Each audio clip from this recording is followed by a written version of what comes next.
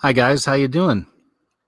I'm KJ, and this is KJ's What Happened for the last week. And I started these off on Mondays for a long time, but lately I have things I've got to do in Monday afternoons, so it's kind of easier to do it on Tuesday. I'm hoping you guys can hear me, so I'm going to go ahead and check the chat real quick before I get started. And so far, so good. It's looking like you guys can hear me. Let me take a look at the screen here. Check the chat real quick before I get started. Yeah, screen's looking good. All right, cool. Hey, guys, thanks for joining me once again. I hope you're all doing well. Hope you've had a wonderful week. Thanks again for joining me here for another KJ's What Happened. And there's a lot to get into. So without further ado, I think that's a French word. Without further ado, I always say that. I don't even fully know what it means. Without further ado, let's get started, though. Here's a big story, big one, especially for people like us who investigate these kinds of things. World's largest Ouija board built in Salem, Massachusetts to summon the world's largest ghost. What could go wrong, right? This is unbelievable. It's so crazy that they sell these things in toy stores. I don't know, I guess one of the big toy chains went down not long ago, right? Toys R Us. But I remember in Toys R Us, they used to have stacks on top of stacks on top of stacks of Ouija boards. They had even different colors. They had pink Ouija boards for girls. Years ago, I saw those as well. So, and these are people have literally used these for hundreds of years. Things like this to summon spirits. It's like a black mirror. Kind of the same idea. It's a scrying mirror in that sense. Another way to summon spirits, contact spirits. And it's always sold to us as ghosts. Wow, you know, a little creepy in a white sheet. Gonna come get you. No, it's much more sinister than that. Like kind of things people invite in, isn't it? On October 12th, 2019, at 1 in the afternoon, officially called Ouijazilla was unveiled in Salem, Massachusetts. Appropriately enough, that gigantic Ouija board is the largest in the world and was built with the hope of summoning the world's largest ghost. What could go wrong? Unbelievable, right? The board was created by the Talking Board Historical Society and broke the Guinness Book of World Records record for the largest Ouija board ever created. According to their website, talking boards are historically significant, having existed in one form or another since shortly after 1848, the birth of modern spiritualism, so maybe not hundreds of years they've been around. Most Americans are aware of the most famous talking board, Ouija, first introduced in 1890 by the Kennard Novelty Company and sold today by Hasbro. Again, sold as a toy. It's crazy. For years, I've put in a lot of clips and different videos throughout the years of people having bad experiences with these boards. And there's been a lot of interesting things caught on camera with these boards as well. Not to be played with, definitely. Not to be tinkered with at all. Not even for fun, not even just playing around, you know? Bad news. The mission of the Talking Board Historical Society is to research, preserve, and celebrate the history of Ouija and talking boards, the men and women behind them, and the people who use them. The TBHS seeks to promote the study of talking board history, publish important findings, and preserve and officially designate locations with historic connections to talking boards. Fundraising is an important part of these efforts, and the TBHS maintains an endowment fund for carrying out the above stated purposes. Through these projects and others, the TBHS hopes to unite people of similar interests and promote a fuller understanding of talking boards, their historical significance, and their place in popular culture. All right. Sounds innocuous enough, but we know what these things are capable of. Even if you think it's just an art project, and I'm not even buying that they think it's just an art project.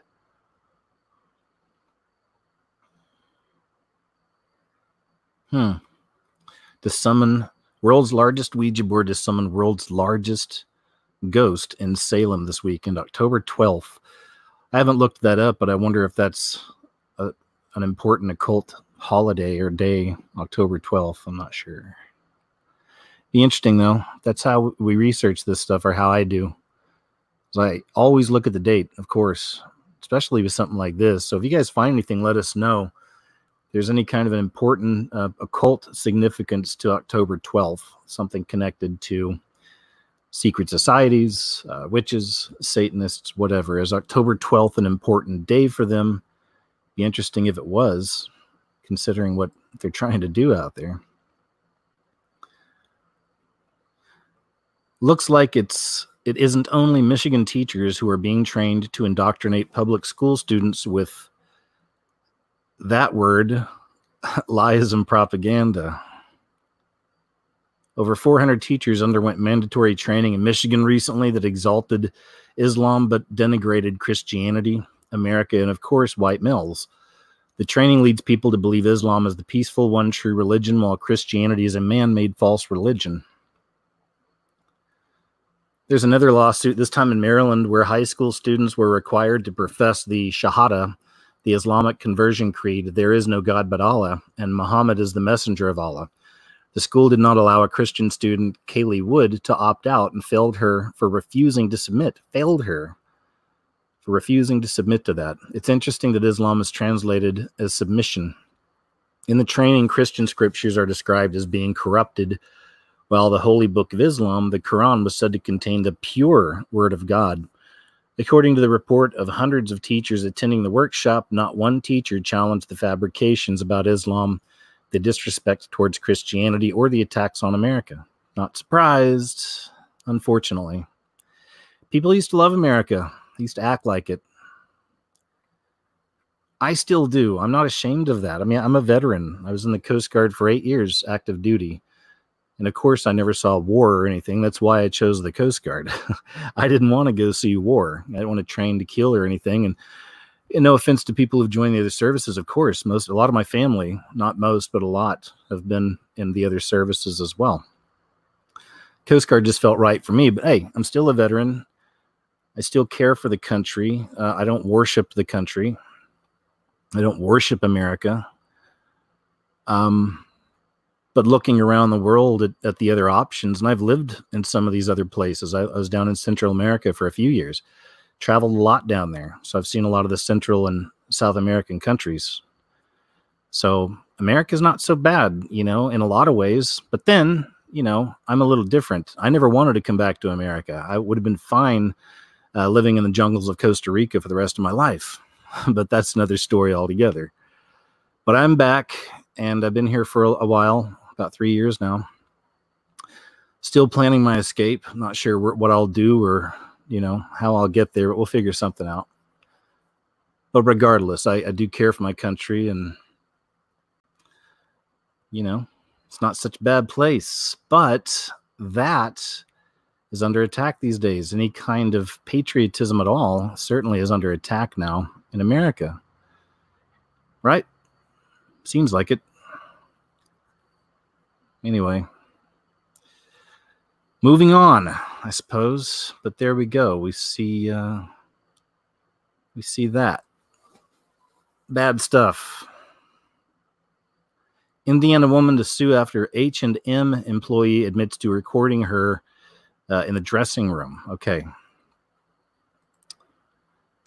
right now it's always good to see these stories where these kind of people get busted. And these are always of interest to me because it's just crazy to think that there's people out there like this. There's people out there doing this kind of stuff. And, I can't imagine, honestly, I see stuff like this and I can't imagine what it'd be like to be a female in these kinds of cases. I just can't imagine what that's got to feel like to experience something like this. Anyway, let's go ahead and check it out. 10 o'clock, a Plainfield woman thinks she's safe trying on clothes here at H&M. But in just a few minutes, her sense of security is gone. Now a 20-year-old employee is facing charges after police say he admitted filming that woman in her dressing room. It's a Fox 59 exclusive tonight at 10. Thanks for joining us. I'm Dan Spielin. And I'm Fanchon Stinger. Fox 59's Brett Cast is in the newsroom. And Brett, we now understand this woman is planning a lawsuit against the employee and the clothing store. Yeah, that's right, Fanch. And it was just a few minutes before closing when Tabitha Dunnigan went to try on a few bathing suits at H&M, and what she says happened next, she'll never forget. I think that you go to a fitting room that you're safe and secure, and you're not. What was meant to be a quick trip to H&M in Plainfield turned into a nightmare for Tabitha Dunnigan. While she was in the woman's changing room, she noticed she wasn't alone. I had gone in there and I was facing the mirror and I was completely naked. And I seen in the mirror behind me that there was a red iPhone underneath the door. As Dunnigan rushed to put her clothes back on, she saw a male employee walking away with a red iPhone. I haven't been shopping since, because it's hard. It's hard to leave my own house. It's hard to go to my job. It's hard to trust people. It's hard to talk to people. It's been terrible. The employee was identified as 20-year-old Brian Stewart. He's now been charged with voyeurism, a level 6 felony. Court documents say he admitted to filming a video of Dunnigan that lasted about 8 seconds, and when police looked for that video on his phone, he told them he deleted it. It's just hard to think that, you're supposed to be safe. You're supposed to feel secure. You're supposed to, not doubt anything. Dunnigan is now working on a lawsuit against both Stewart and H&M. She says when she first went to the manager, she was asked not to call 911. And she tried to defend him and went up there and talked to him. And I was like, well, while you go up there and talk to him, I'm going to call the cops. She said, well, just wait. We reached out to H&M for comment on that and have yet to get a response. Meanwhile, as Dunnigan awaits Stewart's day in court, she's also waiting for the day she can once again feel safe. Gosh, I just hope that he gets everything he deserves. I mean, to make someone feel unsafe every day of their life, to make them doubt everything that they do, it's awful. Again, we have reached out to... Wow, right? I mean, wow. And it's a specific kind of a thing, with a lot of the ladies have to deal with stuff like this. That's a specific kind of a crime for them. You don't hear about this happening to men very often, right? At least I don't. But these creepy voyeurs and public voyeurs, and there's a whole thing called upskirts or whatever. They'll run around and try to take pictures up the skirts of women and even young ladies, young girls out there. There's people who do that too. So it's just crazy, man. It's to try to empathize with this girl and to try to put yourself in her place, at least for me, that's got to be really crazy. I mean, again, can you imagine that greasy, grimy feeling? And she seemed like such an innocent one, like a lamb, a little lamb. And now she's been shocked into reality of, hi, guess what? You're in the beast system. No, it's not always safe. Yes, there are monsters among us. This is a painful lesson. But anyway,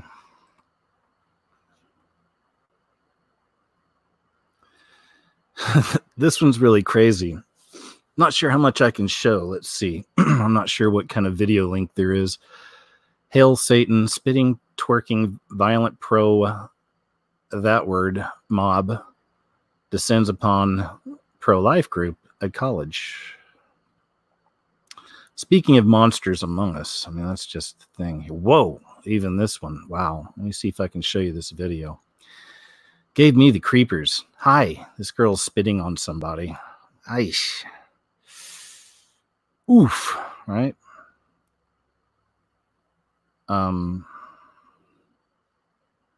Okay, here's some. Let's see. Maybe we can watch some of this.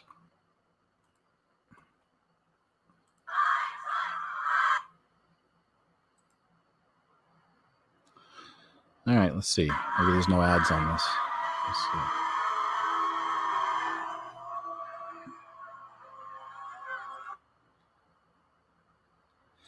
Well, it won't let me go full screen. But let's see. There's a baby inside you then. No, it's not. It's a fetus. But you just said it was. It's a fetus. But you just said it was. It's a fetus. Well, what's a fetus? None of them, you all are Wait.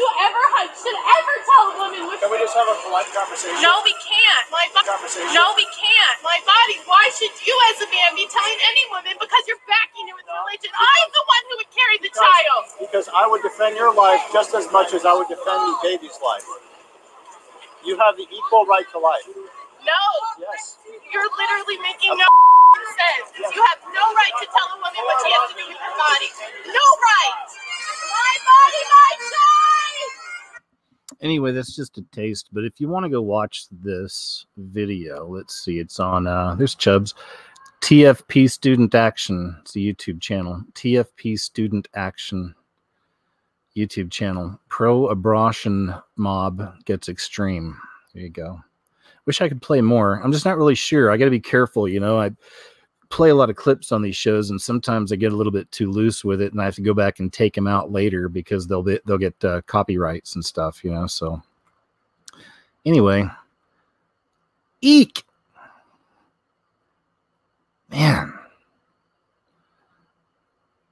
oof.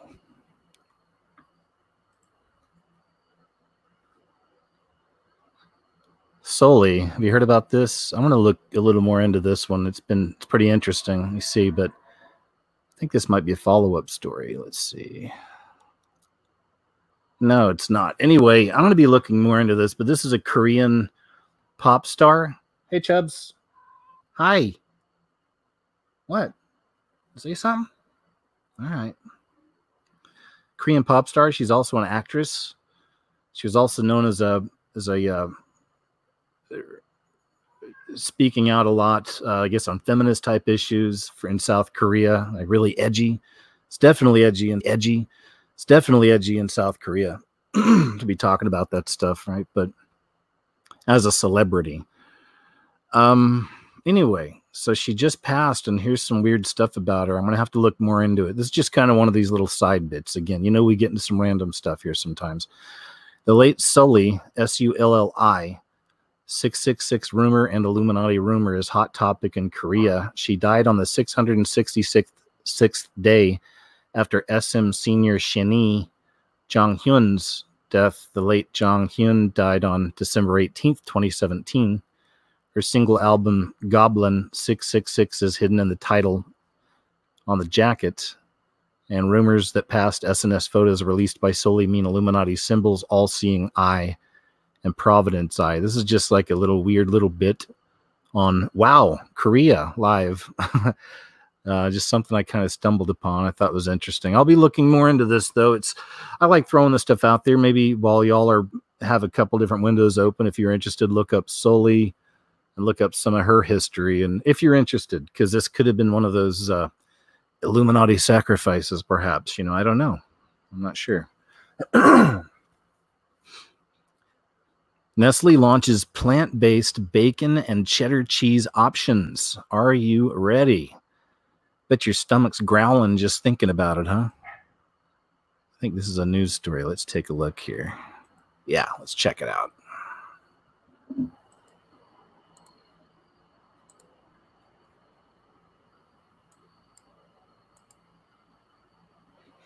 Huh, I guess there's no volume. All right. Well, looks like we're going to have to read. Looks like we're going to go old school on this one, guys. We're going to have to read the actual article. All right, here we go. Nestle is venturing further into the plant-based diet trend. The company has unveiled vegan cheese as well as vegan bacon. This sounds so gross to me, man. And I'm basically a vegan. I have a little chicken and a little fish here and there, and that's about it. The rest is all sides, I guess you could say. But all right, enough about me. The company has unveiled vegan cheese as well as vegan bacon. This comes after Nestle rolled out their very own plant-based burger patties dubbed the Awesome Burger. Nestle hopes these two options can complement the patties, which are currently sold at a number of retailers, including Wegmans and Stop & Shop, under its Sweet Earth brand. The new vegan bacon and cheese options will be available to food vendors in the next few weeks. I don't know, it doesn't sound good to me. What do you think? Just doesn't sound good to me. But then I'm not a huge fan of bacon now. I know. Don't hate me, but I've been mainly off of red meat for a long time. So much so, I don't miss it very much. You know what I mean? Maybe you don't. ABC News claims gun range footage is Turkey's military bombing Kurd civilians. Have you seen this? This is crazy. I don't know if this made big mainstream news or not. It should have. I doubt it did, since it came from mainstream news, ABC News. But this is just a classic example of fake news, man. It's just so right in our face now.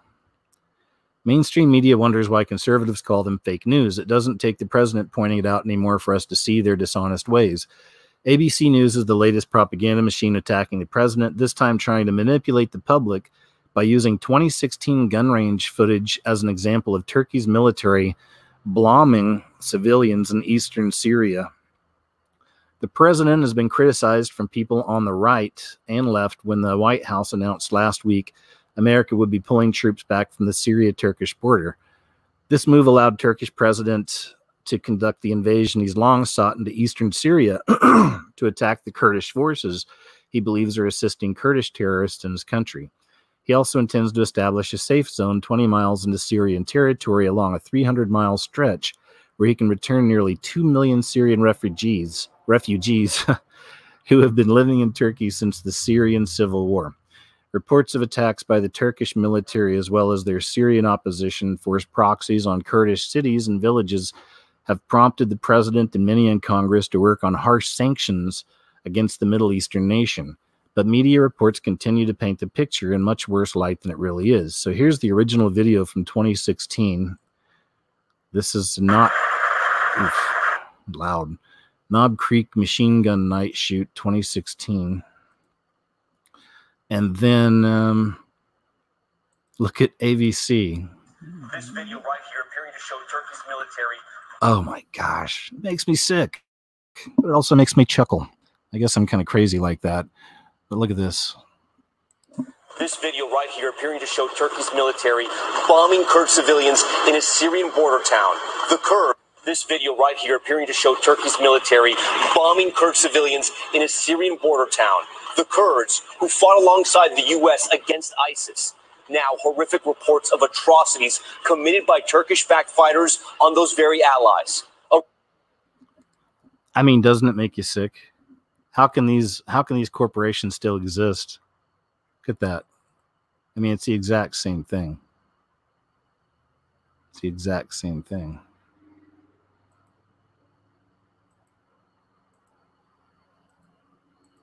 It's crazy. Yeah, there you go. As you can see, it's the same video. It looks like they pulled it down. This must have been the YouTube link to the ABC video. Was it ABC? Yeah. ABC News. There you go. If you want to call it news, how can we call it news? How do these corporations still exist? I mean, we know how, but it's crazy, man. 84-year-old Korean War and police veteran school crossing guard has guns confiscated under the red flag law. Yeah, this could be an issue. This is about the fourth story I've seen about something bad happening under this red flag law, which was recently passed as a kind of a knee-jerk response, I believe, to, you know, some of the events.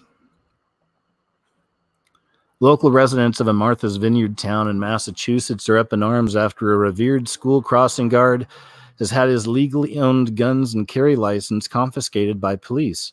Stephen Nichols is an 84-year-old Korean War veteran who served as a police officer of Tisbury, Massachusetts for 6 decades. He's been employed as a school crossing guard of the Tisbury School until recent termination as a result of the same unclear incident that's resulted in the red flag gun seizure executed against him. Local reports indicate that Nichols had criticized a local school resource officer in a manner that was interpreted as a threat by the officer and local law enforcement. Nichols was evidently unhappy that the resource officer was taking coffee breaks when children were arriving at school in the morning. Nichols invoked his Korean War service as his rationale for his displeasure with the unnamed school resource officer when speaking with the Martha's Vineyard Times, stating his belief that such integral personnel should remain on post. at all times in order to ensure the safety of Tisbury School students. Nichols expressed his concern that someone could I don't think I'm allowed to say that one, unfortunately, but it is what it is. Nichols expressed his concern that someone could bang the school while the resource officer was off post in a conversation with a friend at a local. And by the way, guys, when I do that, it's not for money. I don't even bother. I don't even try to monetize this stuff anymore. I stopped that a long time ago. They'll also further suppress your content if there's too many naughty words in your content. That's another level of all this stuff. So first you've got the demonetization thing, which, you know, it is what that, I mean, I don't want to say it is what it is. It's absolutely insane, but you know, nobody's really making an income on YouTube right now in this kind of stuff. They really can't be. Maybe you are somehow, maybe a little bit. I don't know. Either way. So it's beyond that. They'll also further suppress the content. They just won't let it get out there if there's too many naughty words. That's the way it is. It's crazy, man. Anyway, sorry for the left turn there, folks, but going with the flow and all. So Nichols expressed his concern that someone could bang the school while the resource officer was off post in a conversation with a friend at a local restaurant a few weeks ago, excuse me. The conversation was apparently heard by a waitress who made a police report shortly after Nichols was fired as a crossing guard while on the job, after which police drove him to his house to collect his legally owned firearms. He claims to have held a Massachusetts concealed carry permit for more than 50 years. It was promptly taken by the police. Nichols states that no paperwork or documentation was provided to him after the red flag seizure. The owner of the Linda Jean's restaurant in which Nichols was speaking over his concerns in regards to school security has called the police treatment of the 84-year-old outrageous. He believes one of his employees overreacted by making a police report. See something, say something. That's what Janet Napolitano told us all the time, remember? Homeland Security, see something, say something, guys. Spy on your neighbors. Keep an eye on them. Be suspicious. Be suspicious of them. Tisbury police have steadfastly refused to discuss any details of the case when approached on the matter by local Massachusetts media. Nichols has 11 grandchildren. Jeepers, Nichols. Kept busy. And give the lady a break. And he told Martha's Vineyard Times that he would never, ever, ever harm a child, barring the release of totally game-changing... Oh, okay, I didn't get that. Barring the release of totally game-changing new information in this case, it appears that the Tisbury police have acted in an outright disgraceful manner in tarring a man who appears to be a venerable senior American and patriot as a criminal threat to the lives of innocents. There you go, man. Not cool, to say the least. But seriously, Nichols, give the lady a break. Researchers promote sex robots that can turn down sex with their owners. This is getting even more interesting. Are virtuous sex robots the way of the future? University researchers suggest that robots created for human pleasure should be designed so that they can grant or withhold consent, as well as teach sex education. Enko Peters, a doctoral student at Australia's University of Wollongong, and Pim Hasseliger. Wow, someone's named Pim. I love it. It's weird. It's interesting. Pim. But I picture them being like the size of a thumbnail. I don't know why. Pim seems like somebody would be really small, like super miniature. Like, and this is my little friend Pim. He just kind of pops out of your pocket.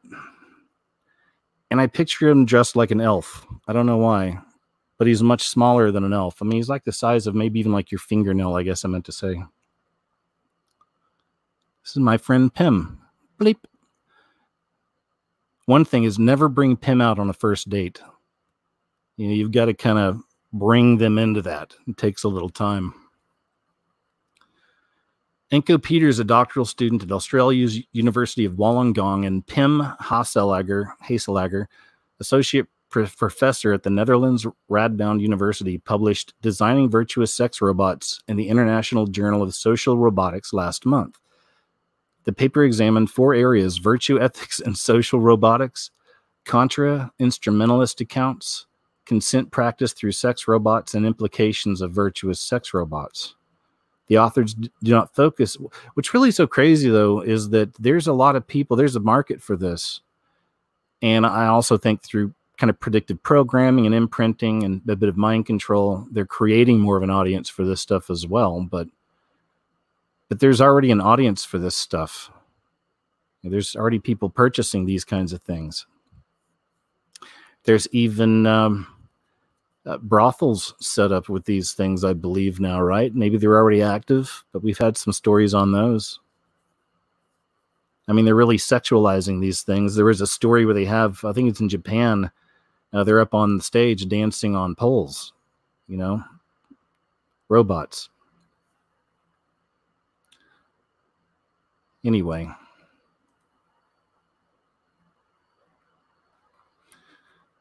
It's interesting, and it's happening fast. This stuff with robots, transhumanism, AI, it's moving really fast. That's why sometimes when I look at Agenda 2030, we've seen this from the Pope, connected with a lot of the different religions, connected with a lot of world leaders. It's definitely a movement towards that one world system, this Agenda 2030. But there's so many things they say will be in place by then, but I'm starting to see it happen now, especially just in the last couple of years.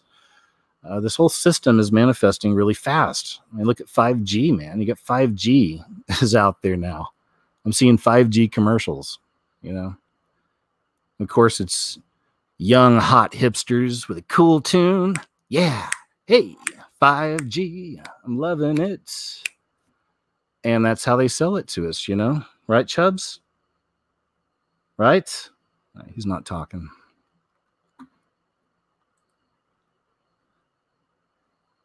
Maybe I've got to turn...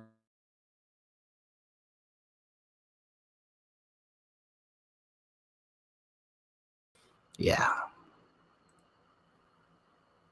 Now pause on this site. Okay. And do this. And hopefully we're in. All right, we're in, guys. We made it. We made it past the wall. Christian school administrator suspended after questioning new LTBG agenda. A 74-year-old school administrator has been suspended for questioning the introduction of a Pride Month and the adding of a plethora of LTBG books to the school library. Maureen Griffith, who had held the position of governor, a position similar to that of a school board member in the United States, at Alperton Community School in North London since the 1990s, raised questions after being provided with a booklet on staff plans to introduce reading lists for LGBTQ in Pride Month. Griffith shared her concerns at a curriculum and standards, highlighting that parents had not been consulted and assured that there would be parents with children from religious backgrounds who would object and not want their children to have this form of education, according to the advocacy group Christian Concern. As a parent myself, I would not have wanted my sons to be reading LTBG books or to be involved in LBGT Pride Month, Griffith added. Members of staff were not happy. One left the room and another accused Griffith of refusing to acknowledge the law on same-sex marriage. Just 11 days later, the school clerk issued a letter to Griffith saying that she had been suspended for breaching the governor's code of conduct and made, quote, homophobic comments at a public meeting that were offensive to members of staff, unquote. In a statement issued by the Christian Legal Center, Griffith said, "It is my job to notice things that others do not. In meetings where someone may want to push something through, I scrutinize, and this leads to discussion, debate, and finding consensus on the right way to move forward. When they told me I had been homophobic for scrutinizing the introduction of LBTG Pride Month, I had to go home and look up what it meant," she added. "I couldn't believe it. But now with this agenda, not just in schools, but across society, there is no debate, no questioning. There is only a one-way democracy." So true. Despite the shocking action taken against her, Griffith declared that her faith in Christ keeps her strong. "My faith in Jesus is very important to me in good and bad times. It is my be-all and end-all," she explained. "I can do nothing without his help, and he makes my burden lighter. This is how my mom brought me up. It is my be-all and end-all, she concluded. I can do nothing without his help, and he makes my burden lighter. This is how my mom brought me up. Okay, they said it twice, but it was well worth it. Wise words. Wise words, my friend. Keep fighting that good fight. GQ magazine says new masculinity is men wearing earrings, giant sleeping bag dresses, and crying. Pharrell, he's that singer guy. You know, with this guy, you can just go look up, obviously not on Google, but anything but Google, anything that's connected to Google, go around it. But do an image search on Pharrell and Illuminati, and you know, you'll see all the signs, you know, that he's obviously one of the sellouts to the industry. And this is what happens when you sell out to the industry, whether he wanted to do this or not, because we don't know. I don't know. Do you know? I don't know this guy. Pretty sure he's got kids and a couple wives, right? I've always known him to be a straight man. Just what I know about Pharrell. I know a lot of them out there kind of swing it all kinds of ways or whatever. But, you know, let's just say for the sake of this argument, I guess, let's say that in this case that he's just, maybe he's a regular dude, you know, and he's married and he's got some kids and he's trying to live his life. He's also in the entertainment industry and trying to do his thing. But since he sold out on the level he did, he's required to do things even if he doesn't want to. Again, I don't know. I'm just speculating, saying what if? Because I'm sure that case exists for some people out there who've done this, who've sold out. And then they get that call. Hey, man, you're going to be on the cover of GQ. Oh, okay, cool, I guess. What am I wearing? You're going to be wearing a giant sleeping bag, and we're going to need you to cry. You can be doing some crying, and you're also going to be wearing earrings, all right? Oh, well, I don't know if I like that. Well, it doesn't really matter what you like then, does it? Click. You know, see you at the show, a-hole. Click. Just saying, I think when you sell out to a certain level, I'm sure that situation has existed out there and will exist in the future, where some of these people maybe didn't know exactly what they were getting themselves into or on what level. And then once you're deep in, whether you want to or not, you're used as a tool to push forth these agendas. It's conditioning stuff, it's imprinting, social engineering. But then again, say, you know, maybe he's all in it. Maybe he's brainwashed to a point of being all in it. Maybe he's actually gone through mind control, or maybe he's just mind controlled by the spirit and the movement that's out there, because it is all blurring lines with sexuality, you know.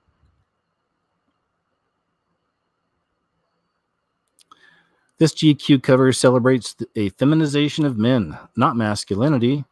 Real masculinity is the desire and ability to protect, the desire to lead, strength, and emotional fortitude. Masculinity is not the chauvinistic BS media perpetuates, and nor is this cover. Men don't go to war in a dress.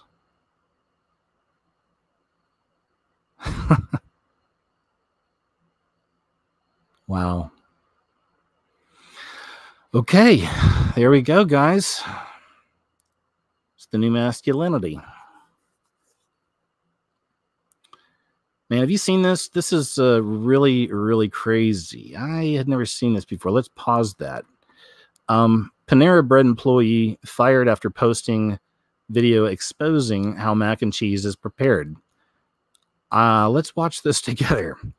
You know, I don't eat out a whole lot, but I do like Panera Bread. If I'm around it, if I'm around a Panera Bread and I happen to be hungry, I'll most likely go check it out. You know, I've always liked Panera Bread like that. If I'm out, if I'm hungry, there's one nearby, you know, maybe you'll drop in and maybe you grab something.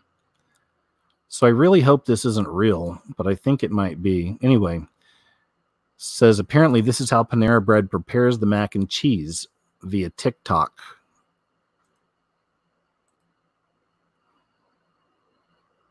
I don't think there's any volume, so let's just watch. Bruh, look at this dude. Wait. Wait till you see the... No, no, no, no.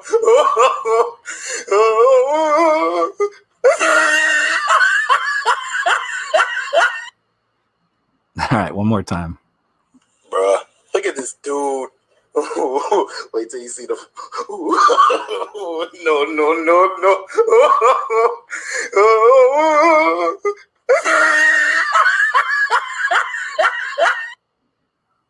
Wow. It's rough, huh? It's rough. Anyway, I guess that's a bit of a doom break. Statues of Christopher Columbus vandalized in multiple states amid controversy over the holiday. And this has been happening over the last couple of years. I always refer back to a video I did. It's been over a year now, I believe. I'm not sure how long ago past that, but at least over a year, called First the Statues, Then the Churches. And we've seen what they were doing with the statues. Now, I just did my video on the churches recently. There's something very strange happening at the churches. Now we see that energy, that spirit shifting more even towards the churches, more specifically. So, and still going back to the statues, back to the history. Did a video a while back called America's Place on the Fallen Empire's Timeline, where I showed there's a history, or throughout history, you can find different empires that have fallen, have followed certain steps. Anyway, this is one of them, is erasing their history to create something new, right? Anyway. Big one, it's a really big news story bit here. Undercover videos, CNN employee admits network has anti-conservative bias. Well, we all knew that, but it's just nice to see this stuff really coming wide out in the open.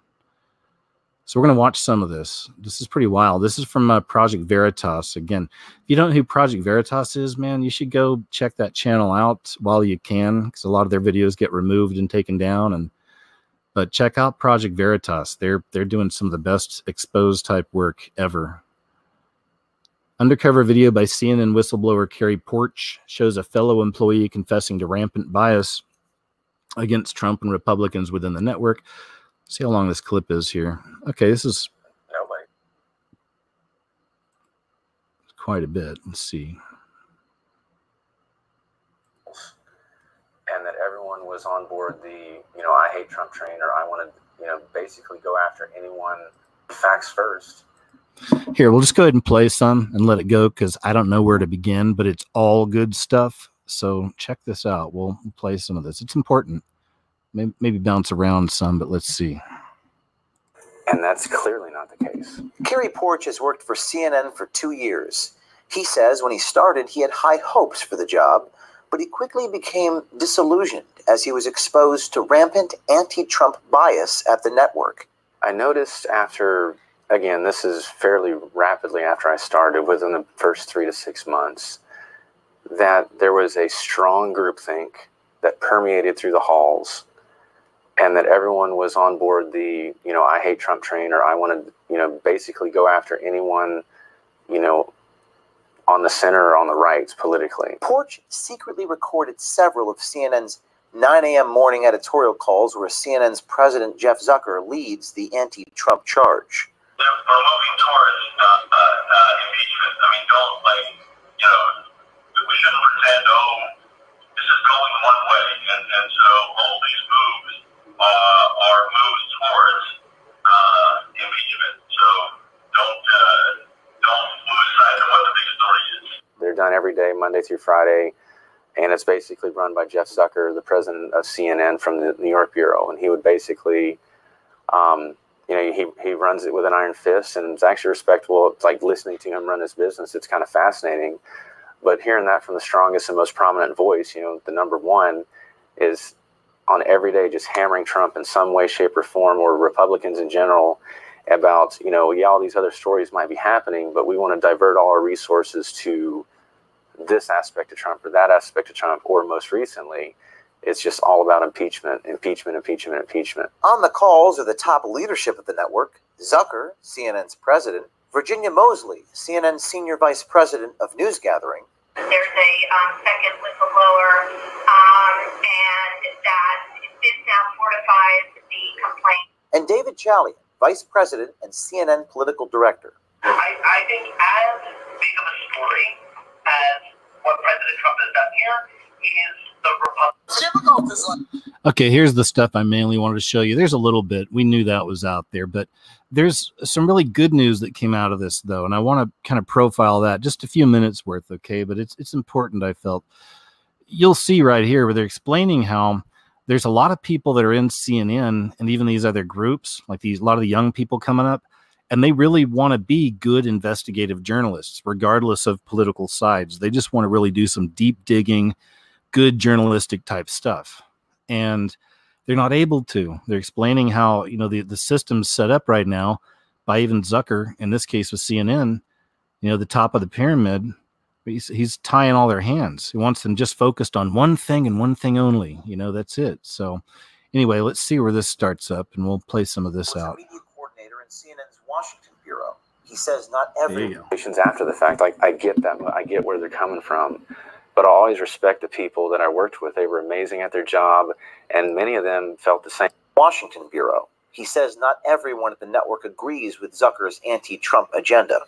Yeah, because what's difficult is like we have some conflicting things at play here. Like there's a lot of people who are out here trying to like just do what they think is like the best of journalistic integrity, and then you get on the 9 a.m. call, and Big Boss Jeff Zucker tells you what to do.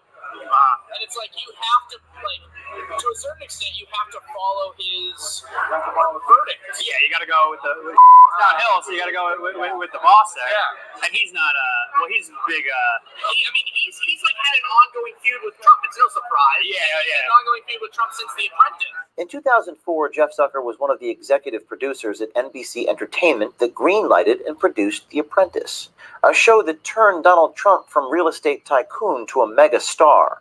Many say the shows and Trump's success helped Zucker rise to the top at NBC. And then, according to Neville and others, Zucker, as the president of CNN, helped Trump become the mega candidate. He's known Trump for a long time. Like, they worked together back during The Apprentice. And hates his guts. I hate everything, how everything is like all Trump all the time now. Everyone at the network complains about it. They hate covering Trump every day. Just surprised CNN has been able to. Anyway, that's the main bit I wanted to show you. It's a 20-minute long video, so go check it out sometime. Project Veritas YouTube channel. I mean, I'm sure you've seen this posted in other places, but definitely check it out, all right? Good stuff. And it's nice to know, it really is for me, it's nice to know that there's some people out there in these organizations, because it's so easy, and I see it all the time in comments, and we just see that people have this very black and white way of thinking. Like if they're with CNN, then they're all shills, they're all sellouts, they're terrible, they're all horrible people. We forget that it's real human stories taking place out there, that there's young people who are hungry to get to the truth of things, and they want to be journalists, and they're working their way up, and they just want to get to the truth, no matter what it is, no matter what the cost. But they're not allowed to. Now they're in these organizations that are just completely sold out to this globalist agenda, is really what it boils down to. Anyway, I thought this is kind of crazy right here. Snake massage. It's a snake massage. It's a real thing, apparently, in the Philippines. So is this something that you would ever do? I'm all for a good massage, but definitely not something like that. Thanks. I don't even like snakes either. I've never been a big fan. I've had friends who have pet snakes, and some people are just really into them. I never was. I just don't like the snakes. Wouldn't do a snake massage. Would you? She seems like she's enjoying it, so I don't know.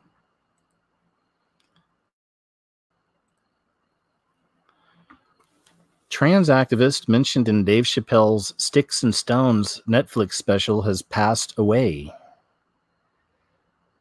Trans comedian, actress, and activist who is referenced in Dave Chappelle's Sticks and Stones Netflix special has passed away. I just said that. Daphne Dorman, who lived in San Francisco, died by taking their own life, according to the Office of Transgender Initiatives for the City and County of San Francisco. In a hidden extra of the Netflix special, Chappelle talked about becoming friends with a trans woman. Dorman confirmed that she was the person Chappelle was referring to, even changing her Twitter bio to reflect it. Yep, I'm the Daphne that Dave Chappelle is talking about in Sticks and Stones, she wrote, adding actress, activist, author, advocate, Amazon. Chappelle claimed that Dorman was laughing the hardest at the jokes, but not everyone was laughing. Some claimed the comedy was transphobic. Dorman posted a goodbye message on Facebook on Friday. I've thought about this a lot before this morning. How do you say goodbye and I'm sorry and I love you to all the beautiful souls you know for the last time? God, that is sad, man. No matter what the case, man, I mean, this is really the last thing this human wrote.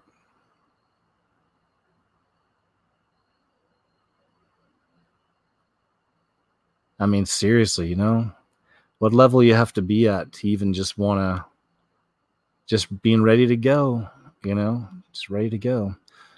Dorman was a software engineer and held a senior position at Venetti,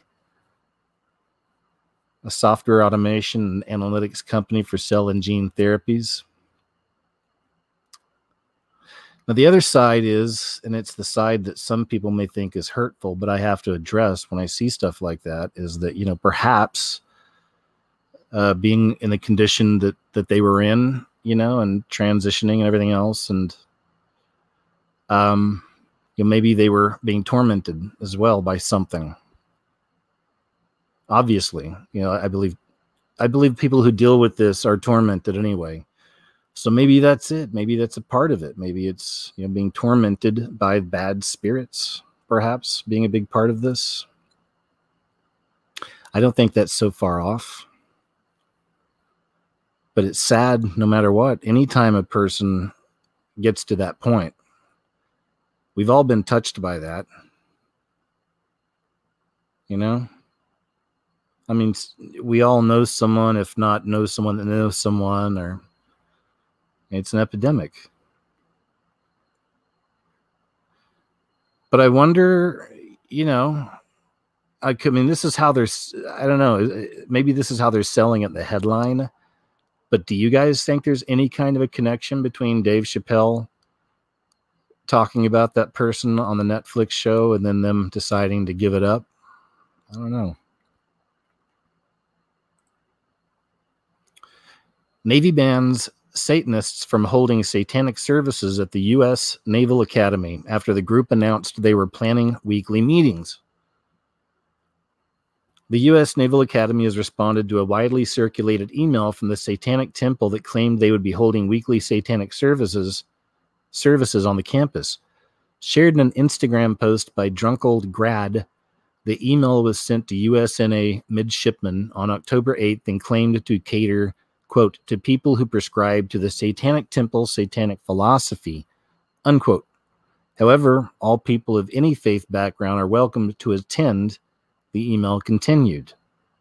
That right there is a great example, physical manifestation of what this beast system is. I've put this in a lot of my videos. It's an observation that sticks. This right here is what we're seeing manifest in so many ways right now, all around the world.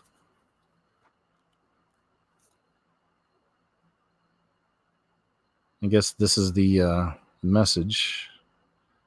It's the Instagram message. The email offered to hold discussions of satanic philosophy along with the literary history of Satan. According to the email, the aim of the services would be to promote critical thinking and discussion on satanic values as they pertain to our lives. And they sell it to people as it's just atheism. And while the email was sent out on Tuesday with the expectation of starting meetings on Thursday, a spokeswoman with the USNA asserted that it was shared prematurely. This email was sent without the review and approval of the Naval Academy's command chaplain, as required by command policy, USNA spokeswoman Commander said in an email. It did not represent the U.S. Naval Academy's command religious program. The USNA command religious program provides for the exercise of diverse beliefs, Arrangements were being made to provide the midshipmen with a designated place to assemble as chaplains facilitate for the beliefs of all service members. I don't know where this is going. Anyway, I think we get it. Got it? I mean, it's just another example of it, this manifesting physically, more and more. I've been watching it for years unfold.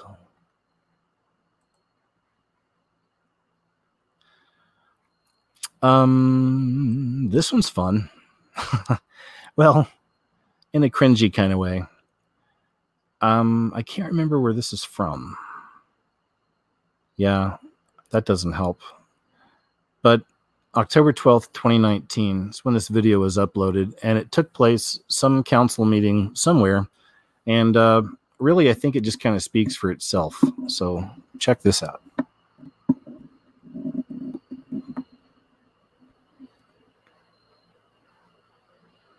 So tired of hearing two white men tell us what systems of oppression are.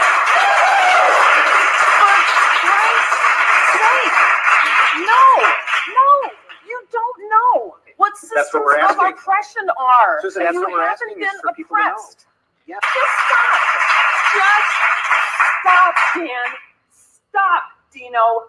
You are not oppressed. And people in Oak Park are. And we are trying to recognize that as a community.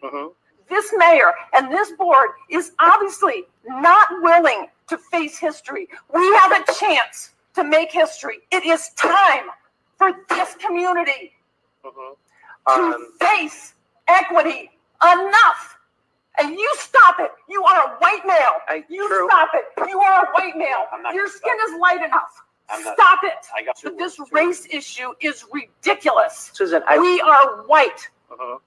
Have you talked to any person of color that has experienced depression? I'm sure you have friends that are of color who haven't experienced it. Sit down with somebody and ask them, what is it like for you? For you to make the assumption and frankly insulting. Shut up if you have talked to them. Susan, okay. Not everybody shares your opinion.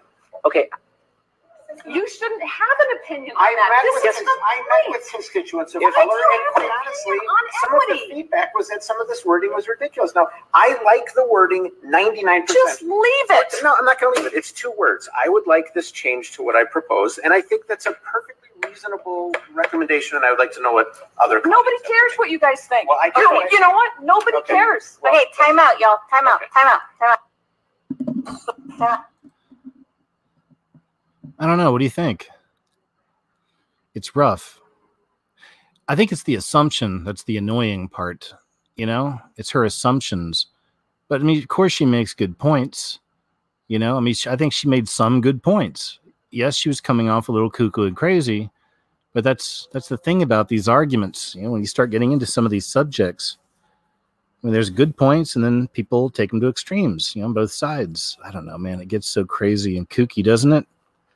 But anyway, I'm definitely not a fan of the idea that just because you're a white dude, that your opinion doesn't matter. I mean, come on, right? Am I wrong here? Or am I just saying this because I'm a whiny white dude? I don't know. You tell me. I'm not trying to start some big, racial thing, guys. I gotta walk carefully. I've had some people say that I'm a racist. Kid comes to mom's aid in a Walmart fight. I don't think I'm allowed to play that one. That might be one I was just watching because it was funny. Absolute class act responds to wife divorcing him by burning his house down. Okay, so yeah, check this out. According to Redditors who live in the same town, this guy actually avoided jail time for this. So this was pretty crazy, though. Check this out. No bad things happen as far as to people. It's a safe video in that respect. It just really kind of blew me away. Check this out. It's going to be one hell of a sales pitch, but I need some help from producers, other artists out there. You guys could help me and my friends out with our music. I mean, the last couple of tracks we worked on, I just uploaded NWK17. I hope you guys check it out. And I hope all my friends fucking appreciate that shit. This goes out to Cisco and Barber and Mad One and everybody who contributed their lives to mine just to help me make this music that I did. I mean, but now I've taken so much and I can't do this no more. I have this home, you know, I was married and now I'm going through probably the worst divorce ever. It's not official yet, but whatever. And I'm throwing everything away. There's this bed where so much love was made, and we had 4 kids. I mean, there's the stuff I made for her in high school, this book I made for her in high school, and you end up, you know, just falling out of place, and I need help bad. And I just pray that you guys, you know, hear me out, man, because I've had enough, and I'm about to do something pretty fucking crazy. See this right here? This is my house, this is my bed, this ain't even mine. Well, I don't even know what I'm doing, but fuck it all already.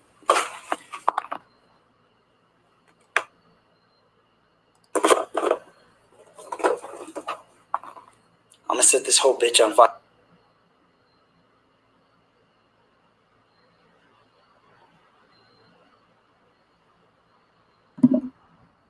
Yeah, I forgot he uses a lot of naughty words.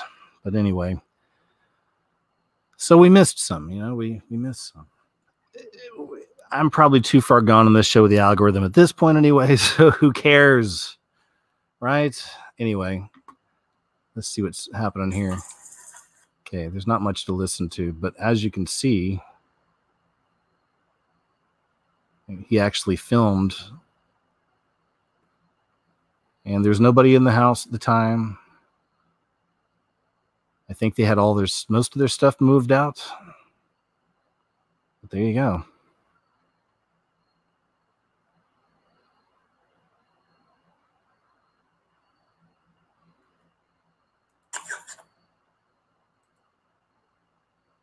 It's crazy, huh?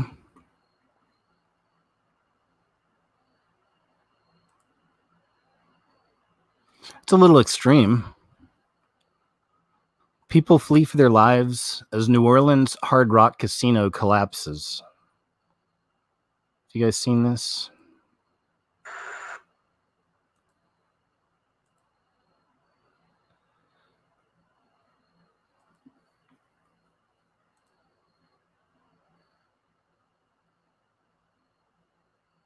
Wow, that's crazy. Look at that.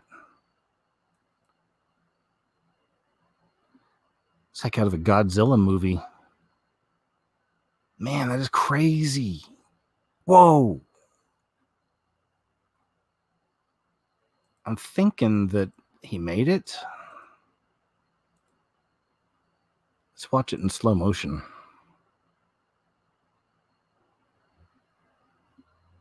Come on, little guy in the orange coat.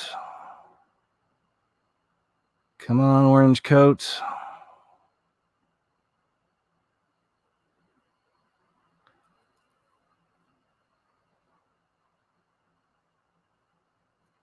Got it. There's orange coat. Go. Go, orange coat, go. Move. Oh, okay. I think he made it. I think orange coat made it.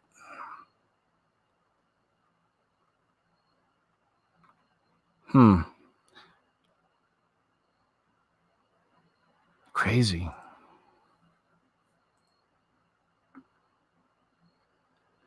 Mysterious fireball that crashed and burned wasn't a meteor.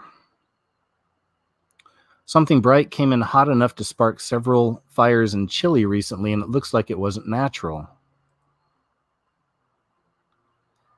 Last week, bright flaming objects were spotted in the sky over the island of Chiloé in southern Chile before reportedly crashing to the ground and starting a series of small fires.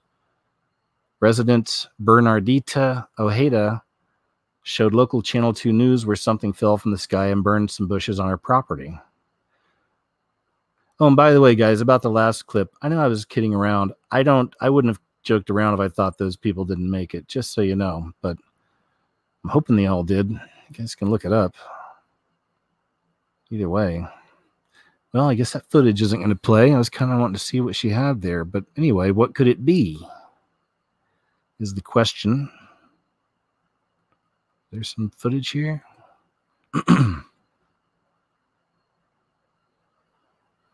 It's just a picture, I guess. Okay. Oh well, it's not as cool as I thought it'd be. I'm not sure which one I wanted to watch there.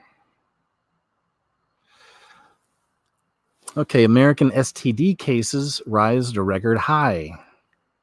So this isn't good news. What are they selling right there on the side? Isn't that crazy? Looks like something from medieval times, doesn't it? I mean, do people buy stuff like that and just lounge around the house? Do you see what I'm talking about? This hooded half dress, hooded dress. That's weird. I don't know. Is that something? Would you just lay around the house wearing that? It's casual like. Health officials are voicing serious concern after it emerged that the U.S. is experiencing a significant spike in sexually transmitted diseases. As Statista Neil McCarthy notes, 2.4 million cases of gonorrhea, chlamydia, and syphilis combined were recorded in 2018, an all-time high.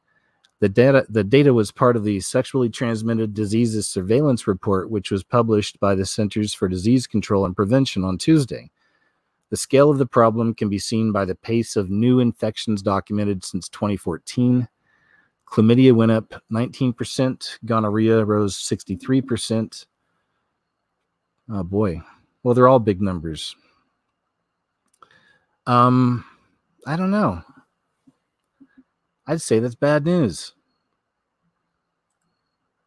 And just another sign of the times. Speaking of signs of the times, this is interesting. This is from Japan. You know, we had a few examples last week on last week's show. The sky is turning purple. One was in Wisconsin, I think, and the other one was in New York, perhaps. But here's just another example, this time from Japan. It's pretty, isn't it?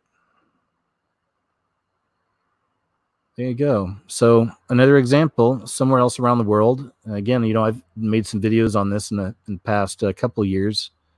A few videos on this. We're seeing it more and more. It's interesting.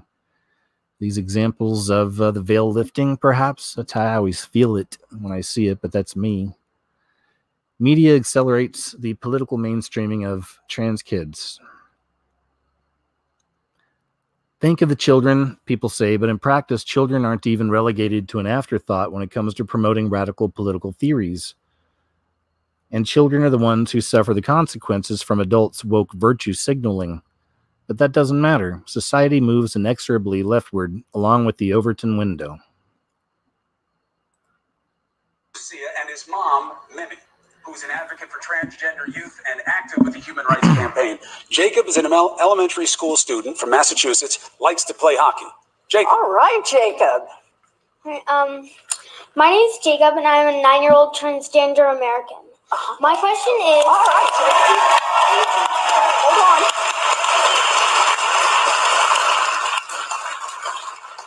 What will you do in your first week as president to make sure that kids like me feel safer in schools? And what do you think schools need to do better to make sure that I don't have to worry about anything but my homework? Oh, I like that question, Jacob.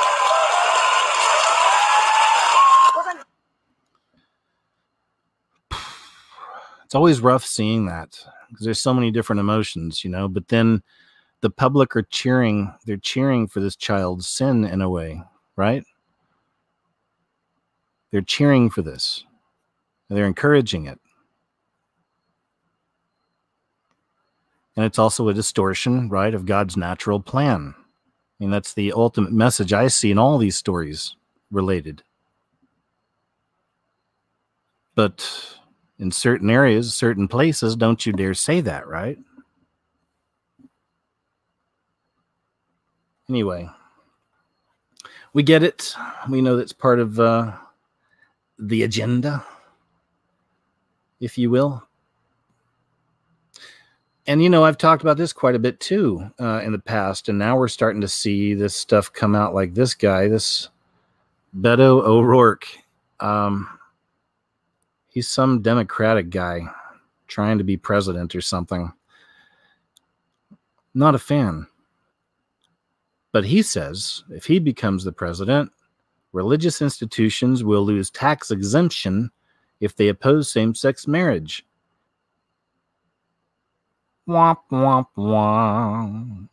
Now we're seeing why people like myself and many others for years have been talking against the 501c. You know, it was a trap. You know, it may not have seemed like it in the past. Maybe they were a little more loose. But now we're going to start seeing them tighten the grip a little bit with stuff like this. I mean, he can't be the only person thinking that, right? About getting that out there, putting that out there, that idea. It'll be interesting. It'll be interesting to see what happens in the future. Again, with this idea being out there, not even attached to this goober, Beto O'Rourke. I don't really know much about him. He's some dude that wants to be president or something. But during the broadcast of CNN's town hall on LGBTQT issues on Thursday, 2020 Democratic presidential hopeful former Rep. Beto O'Rourke said religious institutions that do not agree with same-sex marriage would lose their tax-exempt status under his presidency. Don Lemon asked, "This is from your LGBTQ plan. This is what you write. Freedom of religion is a fundamental right, but it should not be used to discriminate. Do you think religious institutions like colleges, churches, charities, should they lose their tax-exempt status if they oppose same-sex marriage?" Yeah, this is totally set up. O'Rourke said, yes, there can be no reward, no benefit, no tax break for anyone or any institution, any organization in America that denies. That's the best Beto O'Rourke I can do. I have listened to him a few times. I think that's pretty close. Denies the full human rights and the full civil rights of every single one of us. And so as president, we're going to make that a priority. And we are going to stop those who are infringing upon human rights. Yay, by infringing upon their beliefs and their rights. Oh boy. Oh boy. Here we go. Pope Francis. Chubbs. Come here. Yes, sir. Come here. You've got an audience waiting on you. Come on. Huh? Huh? There he is. All right. Pope Francis tells interviewer that Jesus Christ was born as exceptional man, but he was not at all a god, as Vatican doesn't deny or demand correction of account. According to the highly respected Catholic blog Rorat Sali and Radio Spada in Italy, Scalfari states in the October 9th edition of La Repubblica the following: "Those who, as it has happened many times with me, have had the luck of meeting him and speaking to him with the greatest cultural intimacy, know that Pope Francis conceives Christ as Jesus of Nazareth, man, not God incarnate. Once incarnate, Jesus stops being a god and becomes a man until his death on the cross," Scalfari continues. "When I had the chance of discussing these sentences, Pope Francis told me they are the proven proof that Jesus of Nazareth, once having become a man, was, though a man of exceptional virtues, not at all a god." Ruh-roh. The most amazing thing about this story is that neither Pope Francis nor the Vatican had denied the Pope made these statements, and neither have they asked La Repubblica to correct the account or retract the statements in full. So that leads me to believe that Pope Francis, or the writer of this article, so that leads me to believe that Pope Francis did indeed make them, and that this shocking accounting is indeed true and accurate. Don't forget that Eugenio Scalfari and Pope Francis are longtime friends. Scalfari would not misrepresent his dear friend, and the Pope feels comfortable enough around him because of that friendship to let his guard down. Anyway, Pope Francis has said a lot of really wacky, crazy things, but a lot of people, including myself, believe we think we know his role in what's happening right now and what's unfolding before our very eyes. Could be wrong, maybe, could be, I don't know, but could be right. I'll be doing a video digging a bit deeper on this. This is the extinction. It's like an extinction event. What do they call it? Extinction Rebellion. I just wanted to give you, I guess, a quick preview, but There, and we know what this is. I talk about it all the time. As above, so below. We're living in the upside down. We're living in the inverted world, mirror world. And now look how it's manifesting, man, right here. But there's more. There's much more. This is just a little piece to a bigger video I'm working on, and I'll have it out there sometime soon. All right. This video may be inappropriate for some users. I guess I can't just play this for you guys then. So, but it's from RT, Russia Today. Teen girls, I'm probably going to get in trouble for saying that. Oh boy, here we go. Young girls whipped in Hindu ritual believed to cure illnesses and ward off evil spirits.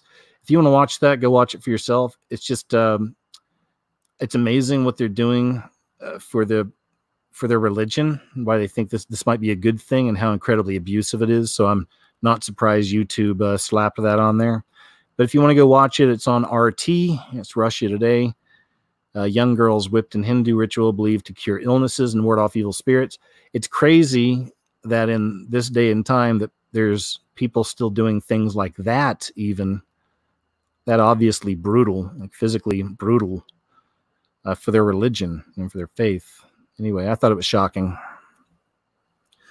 Vegan called police after friends made her eat chicken nuggets. There's the culprits right there.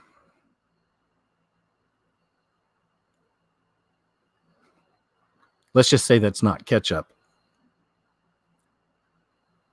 She said that she had not eaten meat since she was 3 or 4 years old, but turned to a plant-based diet 10 years ago. Now 24, she said that recently she was at a party and got white girl wasted. That's when her friends gave her something to eat, and she asked, "Are these vegan?" To which her friends replied, "Yeah, they're sun-fed, a type of chickenless chicken." She explained on Reddit. Good old friends. Hey, how many of you bros out there ever got white girl wasted? Hands up. She said they didn't taste right, but because she was so drunk, she dismissed it. Again, the culprits, this time with fries. The anonymous poster said, "I find out the next day when my sister sent me a message telling me to check my friend's Snapchat story. The story was them showing the nugget packaging and then showing them giving them to me, including the conversation where I asked if it was vegan. And then later, them mocking me and pretending to be me when I found out I ate meat. Things like fake crying and yelling. The chickens! I took a screen recording of the video and took it to the police on the grounds of food tampering. Now 3 of my ex-friends are facing charges." Once again, the culprits.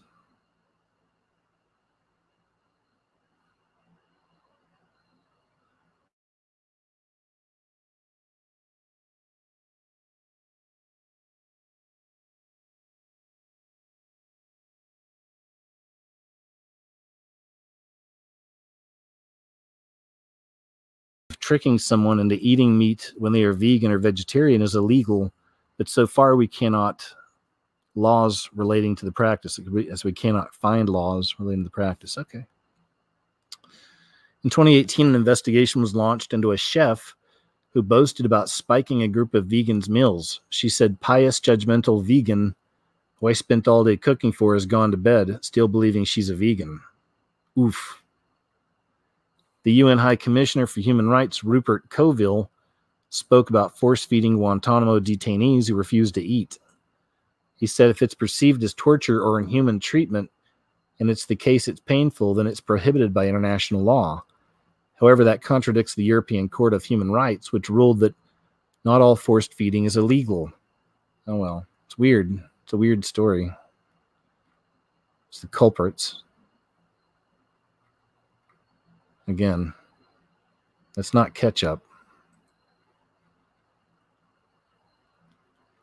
Well, it's that Halloween season, if you will, and we all know the dangers of that. I can't help, though, always looking into these kind of things like haunted houses and you know, the spooky, scary stuff. I mean, it's a part of the way we were raised. You know, it's a part of our culture. My parents go to church every Sunday. They still make it every Sunday. But they loved Halloween. You know, we did Halloween stuff all the time growing up. And we understood about the dark side of it and all this, but that's not what we were doing. You know, in our minds, we were just a corporate holiday. It's a spooky time of the year, and we're just having fun, you know. But I know. I'm sure a lot of people are, but KJ, you know that, you know. I know. I get that a lot. I always say that I'm not near as pure and holy as many of you out there. Definitely not. And you let me know this all the time. So thank you. But yeah, you know, Halloween, it's like I was raised, and plus I went to school, film school, to write horror and science fiction. So I've always been a bit of a geek when it comes to horror and scary stuff. I'll probably even do a good scariest clips from 2019 special broadcast this month as well, just for a little fun in the spooky season. I know some of you are mad at me. Again, I'm not as pure or holy as many of you. I've said that for a long time. Anyway, this is just kind of all the spooky stuff coming up. You guys, what about you guys? What are your thoughts and feelings on that? I mean, are you families that believe, you know, follow Christ, believe, but you still maybe go to a haunted hayride, maybe go to a haunted house? Do you still hand out candy to the little chitlins? You know, do you do anything at all? Maybe you just do something with your church. Maybe you just celebrate like harvest season, if you will, you know, not the witchcraft type satanic harvest, but, you know, just literally farmers and the harvest season. A lot of people celebrate that, you know, in place. So where are you guys at on that? You know, some of you are very anti-horror film, very anti anything that looks evil, you know, and I see it a lot in comments. Even, you know, we'll talk about a scary movie and you'll get the people saying, well, you know, you're not supposed to be watching the film Midsommar, KJ. According to the Bible, it says that, and then I'll get like 5 or, you know, 10 Bible scriptures about what a piece of human garbage I am for, you know, daring, you know, to look into this stuff or watch something, quote, evil, you know, or dark. And I always tell them again, man, look, thank you. I've told you guys this before. I am not near as holy and pure as you are, my friend. Thank you for sharing this. I'm working on it. You know, I'm working on it. Maybe I'll get there someday, but where are you guys at? You know, that's a tricky subject. If you're followers of Christ, Christians, then there's Halloween. You know, what do you do with Halloween? Again, you know, like I like watching a good spooky movie. I like scary movies, obviously. It's part of what I do, you know, at the time. But there's Chubbs again. Hi. Yeah? Okay. Anyway, just throwing that out there. What do you guys think about Halloween? What are your thoughts on that? So this thing, I don't think I can play this video out, but this is kind of cool looking. A family of 8 will travel around Australia in a luxury apartment on wheels after commissioning their dream $2 million camper van. The 2-story van has 2 bedrooms equipped with televisions, a bathroom, and a kitchen dining area featuring lacquered cabinets and plush leather chairs. Look at this, man. It's like something out of Mad Max, isn't it? I think there's just so I don't think I can play the video, but look at that.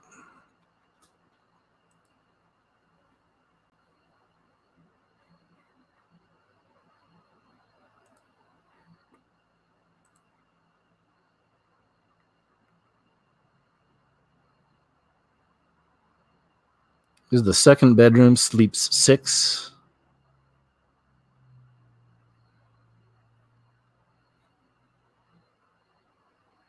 Here, I'll see if I'll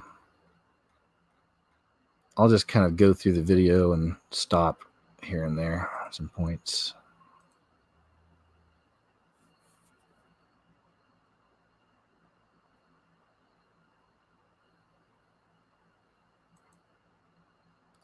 I want to see more on the inside.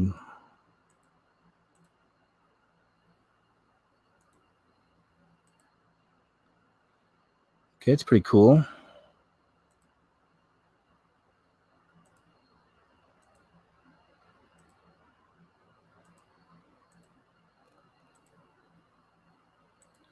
Well, they didn't show you a whole lot, did they? All right, anyway, thought that's kind of cool looking.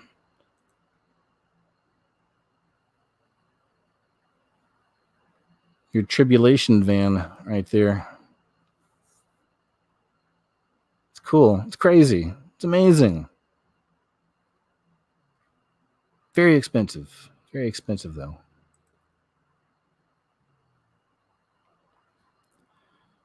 Oh, Flyers debut a rage room inside Wells Fargo Center where fans can break stuff.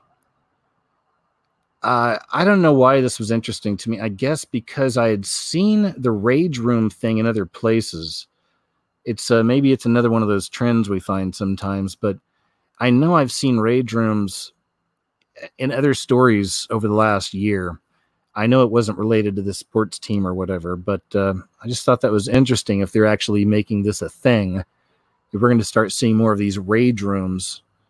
It's a place where you can go inside and just break stuff. Like right here, they're talking about their rage room.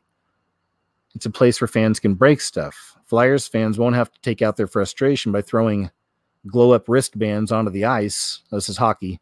They can simply take some swings at a television and shatter some glass instead and not have to clean it up. You guys know what I mean? Have you seen anything about the rage rooms? I know I've seen something before on this. Oh, so I guess that's a rage room right there. I don't know. It doesn't look as crazy and I don't know, fun as I thought it might, but I guess that's a rage room. Okay, well, that's not really even very interesting. Sorry. Moving on. Bigfoot. All right, I want to share this. This is actually from a few months ago, but I've never heard this take on Bigfoot before. You know, we've done a lot of shown a lot of Bigfoot videos here on these shows. They're always interesting to me. But now we got Bigfoot in Mormon lore. Is Bigfoot Cain from the Bible? Check this out. That's not an actual picture, by the way. The Sasquatch or Bigfoot is North America's largest cryptozoological mystery. The name Bigfoot has come to denote any unknown relic hominid that is reported throughout the world. However, each unknown creature does have his own label, such as the Yeti or abominable snowman in the Himalayas. It is described as a creature smaller and less erect than Sasquatch, something likened to a rock ape. I want to party with a rock ape. That just sounds like so much fun. Dude, don't forget to bring your rock ape. Other examples of the world's relic hominids are the 5-foot-tall, dark brown, and hairy Shiru in the mountains of Ecuador and the giant Mapinguari of the Mato Grosso in Brazil. The folklore surrounding these kinds of creatures has been lingering for centuries, and Utah is no stranger to the reports. I've come across numerous stories and sightings relating to Utah Bigfoot, from sightings around Provo Canyon to the high Uintas. This is from Utah Stories, by the way. UtahStories.com. In the area surrounding Saratoga Springs, I've heard rumors of strange three-toed beasts. I've been researching hominid folklore for decades, and the one Bigfoot-related question I'm always asked is Cain Bigfoot? This relates to the biblical lore where Cain, the son of Adam, murdered his brother Abel and is thus condemned by God to aimlessly wander the earth for eternity. This seems to be a Utah Mormon exclusive piece of folklore, and I've read and heard many different interpretations of this story, but it stems from an encounter by former Latter-day Saint apostle David W. Patton. From a biography written around 1900, sometime in 1835, while on a mission in Tennessee, David W. Patton met with a very remarkable personage who had represented himself as being Cain, who had murdered his brother Abel. I suddenly noticed a very strange personage walking beside me for about 2 miles. His head was about even with my shoulders as I sat in my saddle. He wore no clothing but was covered with hair. His skin was very dark. He said he had no home, that he was a wanderer of the earth. He said he was a very miserable creature, that he earnestly sought death, but could not die, and his mission was to destroy the souls of men. Wow. I rebuked him in the name of our Lord Jesus Christ and by the virtue of the holy priesthood, and commanded him to go hence, and he immediately departed out of my sight. On one hand, it's easy to see how this could fall into Bigfoot lore and become a large part of Latter-day Saint vernacular folklore as such. Still, I'd argue this story, if true, has little to do with actual Bigfoot and is more likely related to demon trickster spirits. Interesting story, though, huh? I thought so. So we've got more of these, and again, it's those shape-shifting orbs that the entities. I believe these are entities. I've covered this in detail for years in videos, but there's been some pretty good new captures coming out, and this is over in New York City. So we're seeing these things spread around a little bit, and I always see these, again, the increase of them as well, and again, specifically these types of UFOs. Because there's other types of UFOs, and some of them are made by us, made here on our planet. But some of these are entities. I believe they're demonic entities. Some people even believe they're the fallen ones, connected with the fallen angels. And then others say the fallen are still trapped in the pit, and this is what CERN's all about. It's one of their missions. Then others say that perhaps with all the activity with CERN, everything with the pit, perhaps it's slowly opening. Maybe that's what the veil lifting is. And some of this stuff's creeping out into our reality more and more. We've been talking about that very kind of theory for years. Even before Stranger Things, the TV series came out, which is exactly that. Isn't it? The evil is creeping in and things are changing, here and there. And things are a little off and a little weird. And it's interesting, isn't it? Anyway, this is from New York City, a recent sighting. We'll watch some of this here. What the hell is that?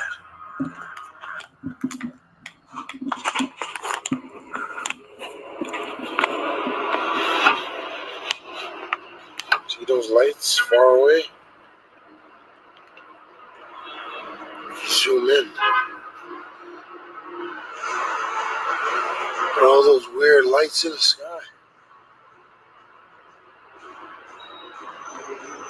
Like they just went from 5 to 4. Usually planes are passing overhead here overnight.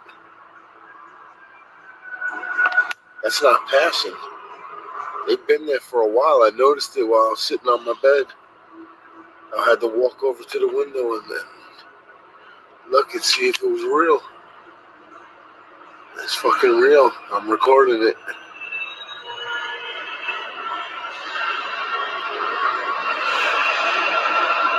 Wow, you see the one to the far left, and to the third to the right, like secondary blipping.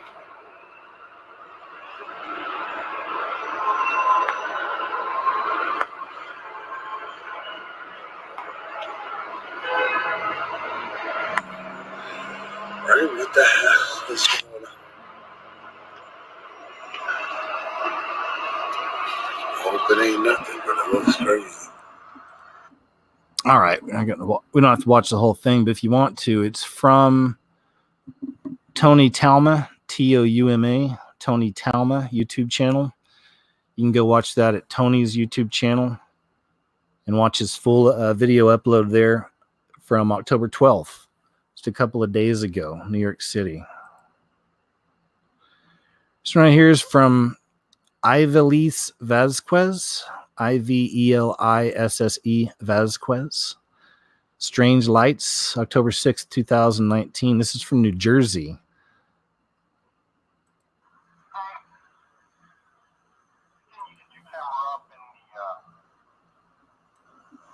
Up in the sky. Check the sky out.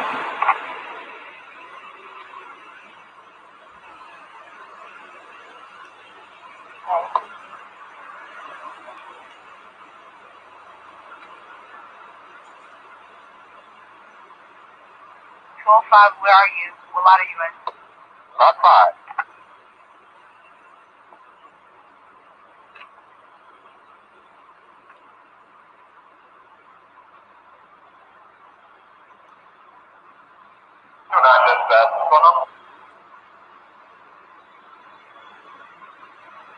The aliens have arrived.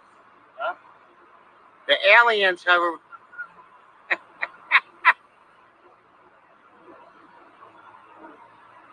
What am I looking at?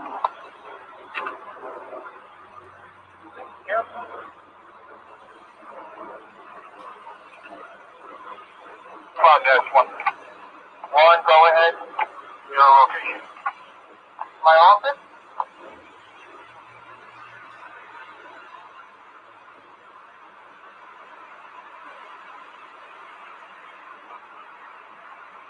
No, 5, what do you need, sir?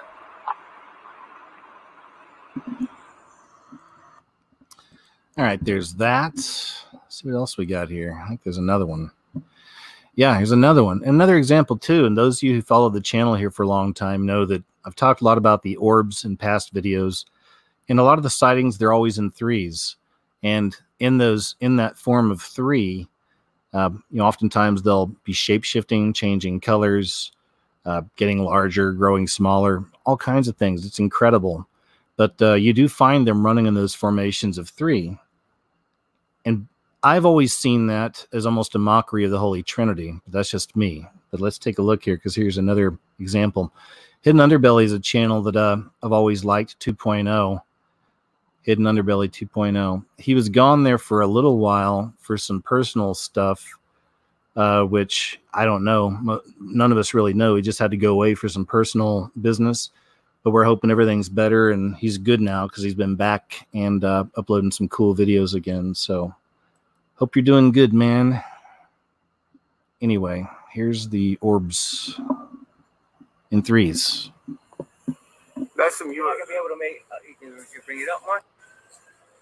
Crazy. Oh, I got mad. That bad. Oh, look at them all, man. Shit, bro. What is that shit? That is crazy, ain't it, bro? Hey, go tell them to come outside. Here, videotape. Videotape it. Hurry up, before I disappear. They might take me. Hurry up, Anthony. They're coming over this way.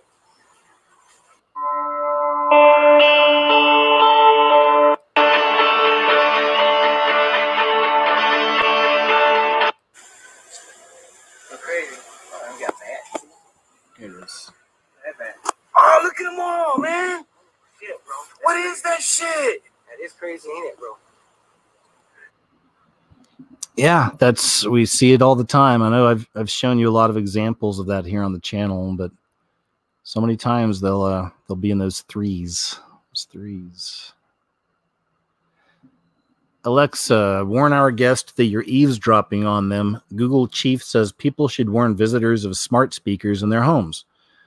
No offense, man, out there to those of you who have those. I personally would never have anything like that in the house, but that's me. Even though they're doing it through the computers and other means, phones, and your smart TVs. So, it's out there. We know that's possible. That's been out there for years. Do you remember there was a school about 3 years ago? I think it's 3-4 years ago, somewhere up north in America, maybe Philadelphia, where the high school gave all the kids free computers to take home and do their homework. And they found out later the school was turning the computers on while they were in the kids' bedrooms. Eek! Oof. Not good. One of Google's top bosses says people should warn their guests if they have smart speakers operating their home. Voice assistants such as the Google Home and Amazon Echo devices work by listening to what is being said around them and responding when addressed. Asked whether homeowners should make visitors aware that technology could be eavesdropping on them, Rick Osterloh, Senior Vice President of Devices at Google, said, "Gosh, I haven't thought about this before in quite this way." He told the BBC, "I would and do when someone enters into my home, and it's probably something that the products themselves should try to indicate. We have to consider all stakeholders that might be in proximity. It's estimated that 22% of UK households have a digital assistant, and last month teachers warned that the devices were being used as digital nannies. A survey of reception teachers found that some children were starting school unable to use a book, often trying to swipe the pages like a mobile phone." Oh my gosh. Wow, that's important. I almost want to put that on a t-shirt. A survey of reception teachers found that some children were starting school unable to use a book, often trying to swipe the pages like a mobile phone. Wow. One told Channel 4 News many of the children now go to sleep with a story from Alexa rather than a parent. That's another t-shirt worthy quote. Maybe tattoo? Nah, t-shirt's easier. Not as permanent. Meanwhile, a U.S. psychologist has urged parents to treat voice assistants with respect. Dr. Laura Phillips of the Child Mind Institute told the Daily Telegraph that aggressive language towards the devices could be a bad influence on children. Okay, I guess that's the story.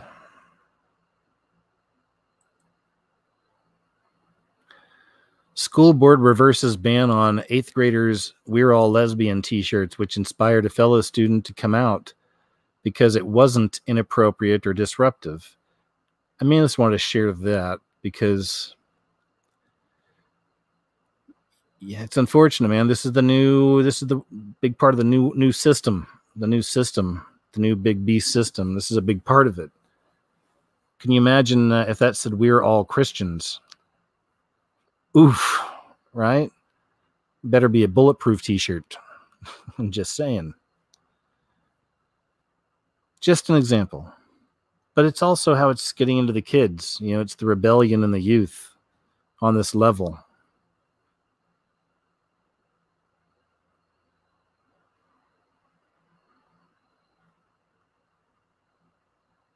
All right.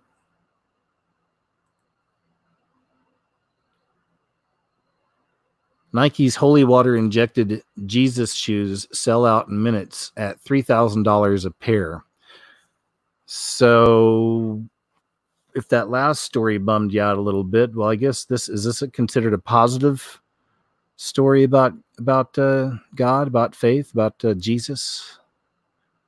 I don't think so. I don't think so. It's actually a bit disturbing, I might say. In case you were wondering if we were living among complete reprobates with no concept of financial responsibility, a bunch of idiots are buying, quote, Jesus shoes with holy water injected into the soles for $3,000 a pair, making some swindler very rich. The Christian Post reported Brooklyn-based MSCHF released a limited edition Nike Air Max 97 sneaker filled with water from the Jordan River in the soles at a cost of $3,000. Wow, man. That's like when they put the rainbow, when Converse put the rainbow on the shoes, on the bottom of the shoes, right? Converse put the rainbow on the soles of the shoes. That's walking on God's creation, walking on the rainbow. They're trying to do it, of course, for the LBDBGG, but we know what it really is symbolically. And now you have this. They're literally putting the water from the Jordan, I mean, at least they're claiming they are, but from the Jordan River in here. So you can walk on water like Jesus. Unbelievable. It's just, wow. Wow. But they sold within minutes. $3,000 a pair. The sneakers were reportedly injected with 60 cc's of water from the Jordan River and blessed by a priest. Gabriel Whaley, the brand's founder, had fewer than 24 pair of the MSCHFXINRI. Wow, that is just terrible, though, huh? Wow. Wow. Talk about idol, making Jesus an idol. INRI, Jesus shoes made. INRI represents the Latin inscription, which translates to Jesus the Nazarene, King of the Jews. Each pair was sold for $3,000 and sold out within minutes after the launch. Phew. Wow. It's crazy. $3,000. Selling $4,000, it says here.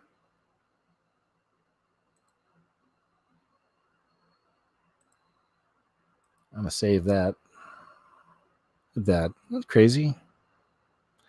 And that's the ring of Saturn, the Nike swish.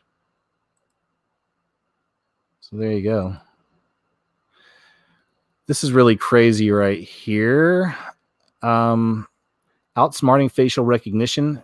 Face projector. This is something that people are actually using. This is like something straight out of a movie. It's incredible. That we're actually at a point right now, but there's people who are using these to get around the facial recognition. Check this out. I got to turn the cool music off, but Isn't that crazy? It really is like something out of some crazy sci-fi movie from the 80s, or maybe even modern day, or any time in between. We see crazy stuff like this all the time in the movies, but we've been prepared. It's predictive programming. Now we're living at a time where people are actually having to use this kind of technology to fight the technology that's in place to enslave them, but in real life.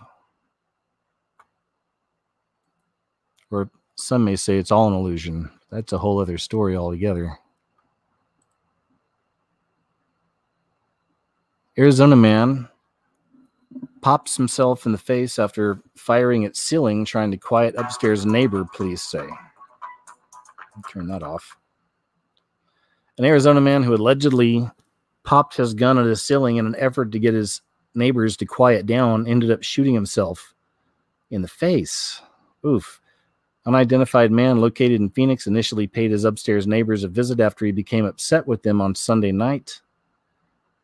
He had banged on the door, yelling at them, trying to make contact during this argument at about 11:20.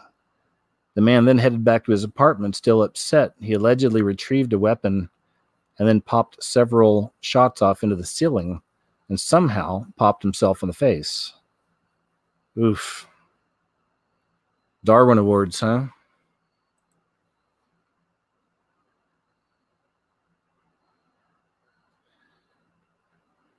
This is a really big article, so I don't think I'm going to be reading a whole lot, but just wanted to show you this.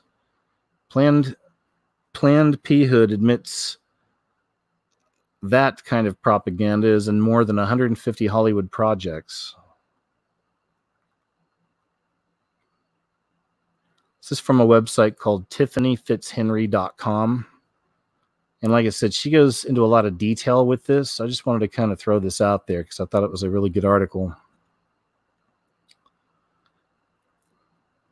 Let's see. Is there anything I can play?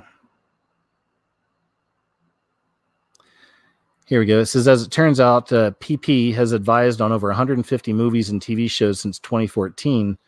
Its relationship began when PP assisted with the 2014 rom-com Obvious Child. According to recent press reports detailing this bombshell revelation, Sprutch pushes screenwriters to discuss that operation or works as a script doctor for screenwriters, incorporating storylines about that operation, birth control, or STD infections. The writer-director of Obvious Child has said she's like PP's secret weapon. This past week, the Washington Post featured an article praising this arrangement of having PP weaving their agenda into Hollywood stories. In the article, the reporter, or the PP PR agent, mentioned both Chuck Konzelman and Carrie Solomon, producers and directors of the movie Unplanned, which tells the true life story of a former PP director's change of heart on the subject. Kaplan Bricker calls the Unplanned producers conservative Christian filmmakers and mentioned PP, has said Unplanned promotes many falsehoods. Both Konzelman and Solomon have come out against Kaplan Bricker's story and her portrayal of not only them, but PP's foray into screenwriting and script supervising in Hollywood. Nora Kaplan Bricker's glowing hagiography of PP's Director of Arts and Entertainment engagement, Karen Spruck, deserves to be studied in journalism classes elsewhere or everywhere as an example of how powerfully biased a reporter can be while remaining blissfully ignorant of it. That's from Konzelman. Anyway, like I said, it's a lot to this article. If you want to read it, check it out sometime. PP admits that kind of propaganda in more than 150 Hollywood projects. Not surprised. Something to keep eyes on, though, you know, as this stuff just continues to be pushed and manifest, you know, in so many ways. And I thought that last story was interesting because we have kind of another one here, perhaps a bit of a trend, but here's another story about a guy popping himself. Out of his heart after a nail gun. Check this out. Man pulls this 3-inch nail out of his heart after a nail gun accident. It happened to Aaron Mann last month north of the Woodlands. One of the people at the hospital who helped save his life was his wife. Imagine that. David Gonzalez looks at how this freak accident happened. Get this, we're talking about a 3-inch framing nail that got shot right into his chest, piercing his heart. Aaron and doctors believe that without all of the right moving pieces, he would not be alive today. He used that gun for 20 years. This picture shows Aaron is no stranger to tools and machinery, but a freak accident last month goes to show anything can happen. Aaron says he was doing frame work when the hose of his nail gun got stuck. When he went to move it, it shot a 3-inch nail into his heart. You know, it was a foot from me probably and went off. And the nail went in all the way to the head of it. I reached down, pulled the nail out, put my hand up, and, you know, thought, I'm going to die. A friend who was working with him called 911. I think my boss just shot a framing nail into his heart. His eyes are rolling back in his head.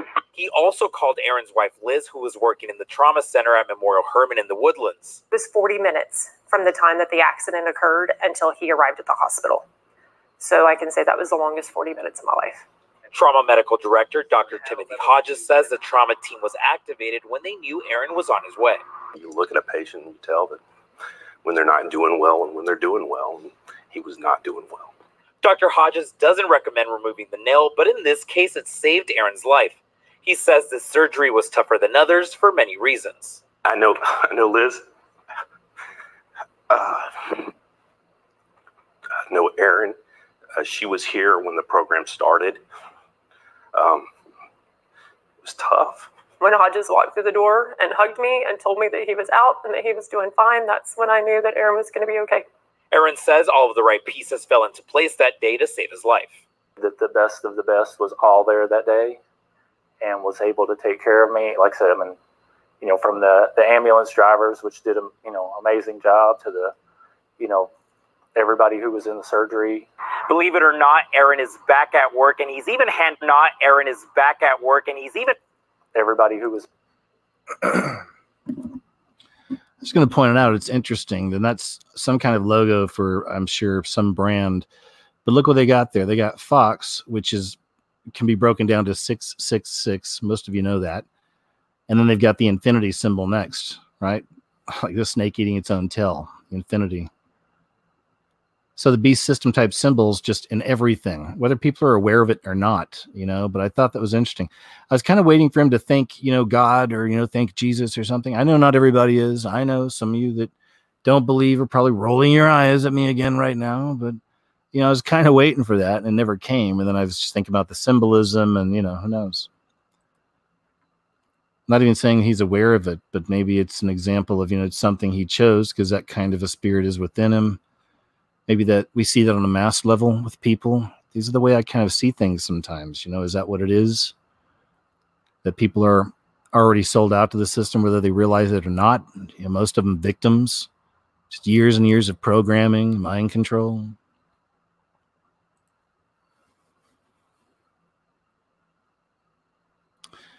Just thought this is interesting because now they're starting to tie a lot of this stuff in. And I hope none of you watch this political stuff every day. I don't. But, man, it's toxic. And most of it's just a show. You know, the Democrats, they know that they can't even get anything done doing this. The impeachment's not even going to happen. But when you watch any kind of news, it's always like, oh boy, it's getting close. And, you know, now this guy said this and that one said that. And oh boy, you know, and it could just be exhausting for people that are trapped into that. I'm sure it can just be exhausting. But I've been waiting for a while to see if this will ever finally catch up to Obama. And now we're starting to see some stories. This says it's going to be a bang couple of weeks. Rudy and Joe DeGenova. It all leads to Obama. First Biden, then Hillary, then 3 others, then Obama. And then there's the whole, you know, some of you might be new around here. This might kind of be freaky to you. But there's the whole, is Obama the Antichrist thing? I still keep an open mind to that because there's certainly more than enough evidence to show that, if anything, he certainly has an Antichrist spirit. But could he really be the one? You know, a lot of us have looked into that, talked about it, seen some interesting symbols towards that. Possibly maybe something happens on Trump's watch or after Trump's watch. Somehow, maybe Obama can come back. Maybe after 8 years of Trump, that'll be the excuse. you know, then that would solidify the left so hardcore if Obama decided to run again that, you know what I mean? Like nobody would have a chance against him. Maybe he gets back in legit, like, you know, who knows? I always thought it might be under some kind of an event, you know, a major event, like something big.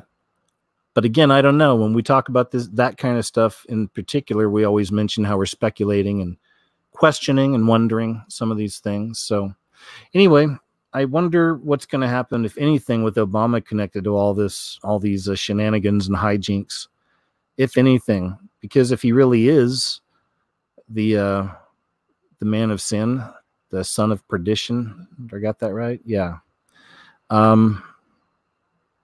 You know, nothing's going to stick unless it be some kind of who knows? I don't know. Who knows what they're going to do? The whole world is a stage in many respects, certainly. Now we've seen stuff like this. I do like natural news. It's naturalnews.com. Now they're saying it's on the deep state plot to instill Hillary Clinton as president this year, bypassing elections altogether. Deep state Democrats have a plan in place to install Hillary Clinton as president of the U.S. before the end of this year. Full details of the plan are explained in the video below. Here's the summary of the steps the deep state Democrats hope to achieve. Okay, and that's Mike Adams. He's the health ranger this is his website. So, okay, cool. I just want to make sure it was him in the video and not some other YouTube video. You know, you never know, but. So step 1, fake an impeachment of President Trump and whip up media hysteria to gaslight the entire nation into thinking Trump is being impeached when it's all an act.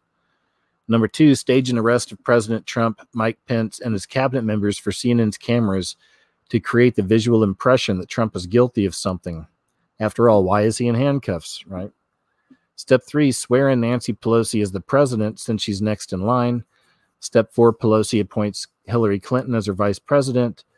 Pelosi resigns as president, making VP now Hillary Clinton the president.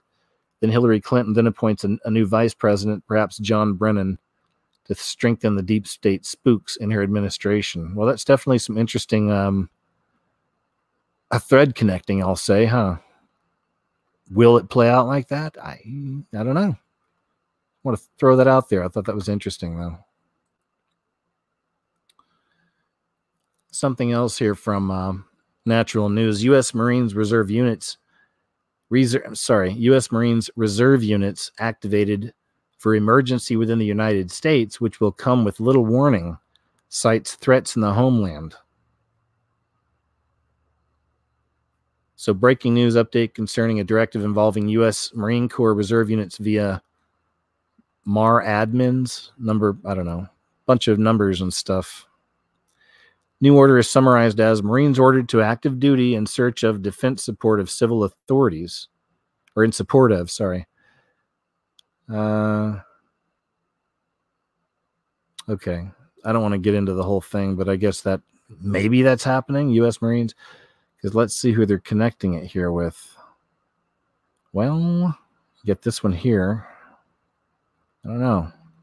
Not sure, man. But I thought it was of interest. I'll throw it out there. California, New Jersey. Oh, that's really loud. California, New Jersey, well represented on a list of miserable U.S. cities. Why did I put that in there? Sorry. Kanye turns to Christianity, says Republicans freed the slaves. Okay, let's see if I can find that.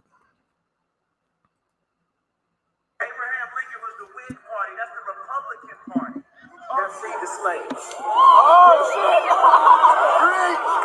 Lincoln was the Whig Party. That's the Republican Party that freed the slaves. Oh, shit!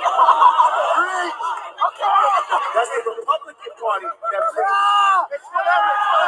For a year, people want to call me a coon. Oh, no, because I chose my right.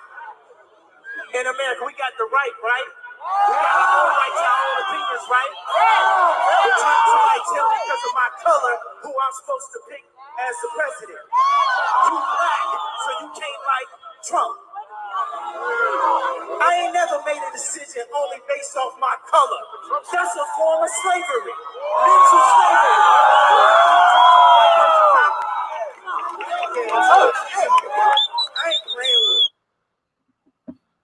Man, he's really getting a lot more bold and a lot more, I mean, straight up, follower of Christ. Sounds like a Christian and conservative. Let me see. There's something to read down here.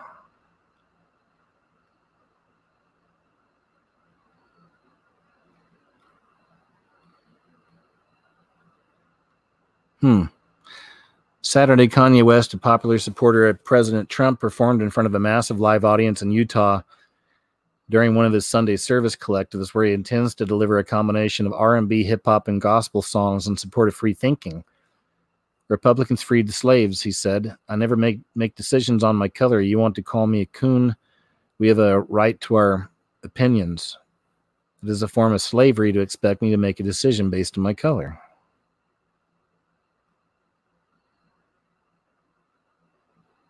On Saturday, West said, do not read comments on the internet. These people don't know you like that. Social media is designed to make you think slower. They want to slow you down and control you, West said.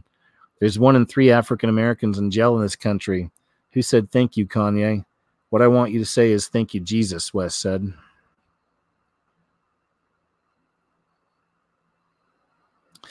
I don't know, man. I've said before that he's a really interesting case, and I've been watching, and it'll be interesting to see where he goes from here, and it's pretty wild. Right here it says, say what you will about Kanye West, who knows what's going on, but he turned over the stage in Detroit to Pastor Adam Tyson to preach the gospel of Jesus Christ to thousands. So that's good. That's real good. What do you guys think? Some people think he's a mind control slave. Others think that maybe he's truly free through Christ and trying to wake people up in that respect. Some people think he's promoting the coming false religion. What do you think?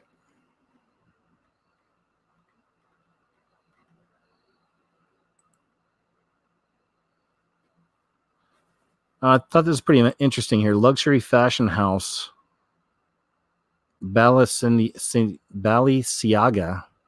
is accused of ripping off a London-based designer, as its latest collection includes a very similar hoof shoe.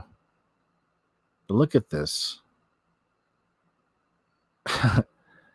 I mean, I've done videos on the devil in fashion myself. It's just interesting now where they're literally putting him in the hoof shoes, like the Baphomet, the hoof shoes. The devil so often is portrayed with hoofs, right?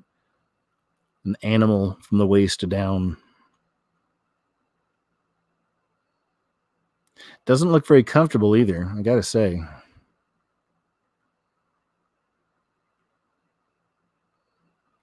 Wow, she looks miserable. Someone throw her a cheeseburger. Eek!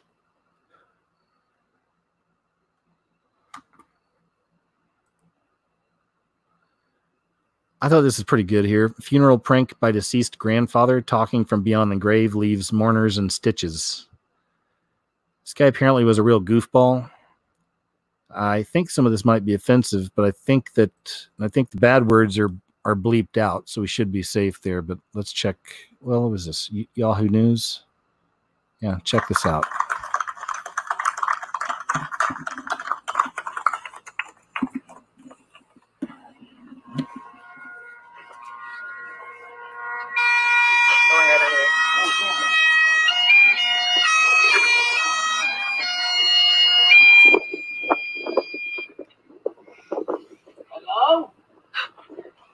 Hello?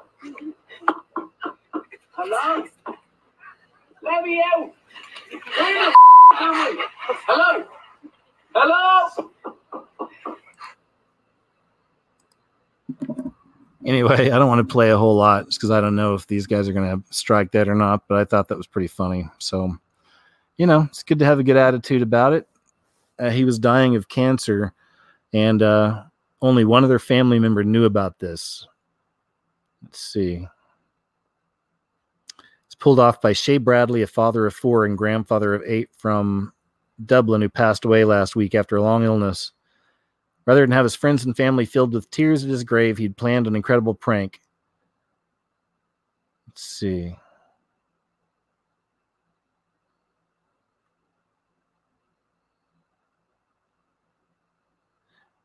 Well, let me see, man. I thought I had read.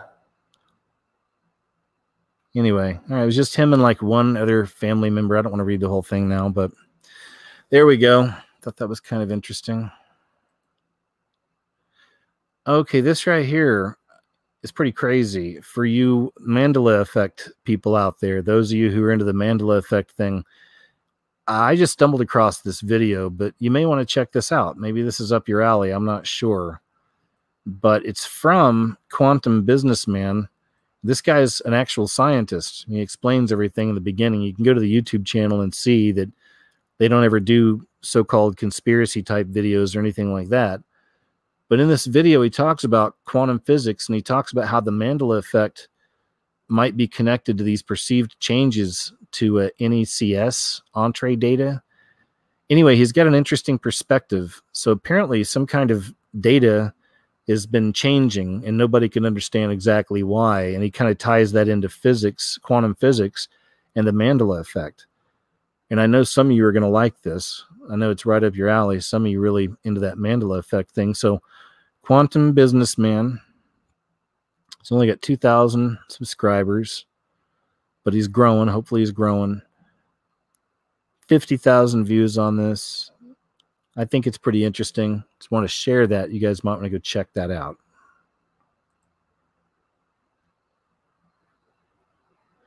Churches are overrun with technology, new practice, modern day baptisms conducted in virtual reality. I just think that's pretty crazy that it's getting to that point now, isn't it? Virtual reality.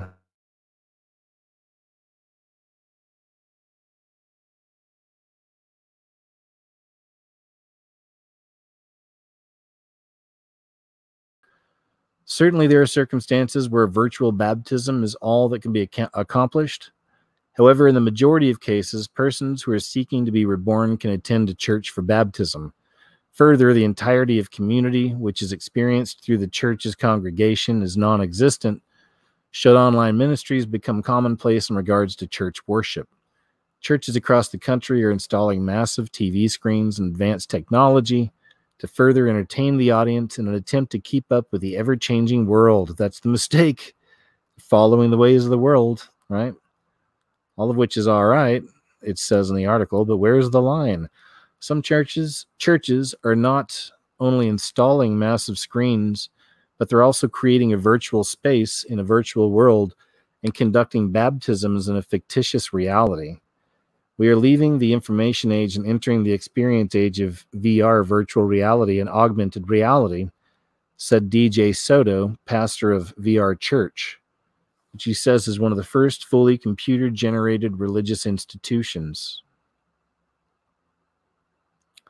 Remarkably, the VR Church has roughly 150 persons who attend each week.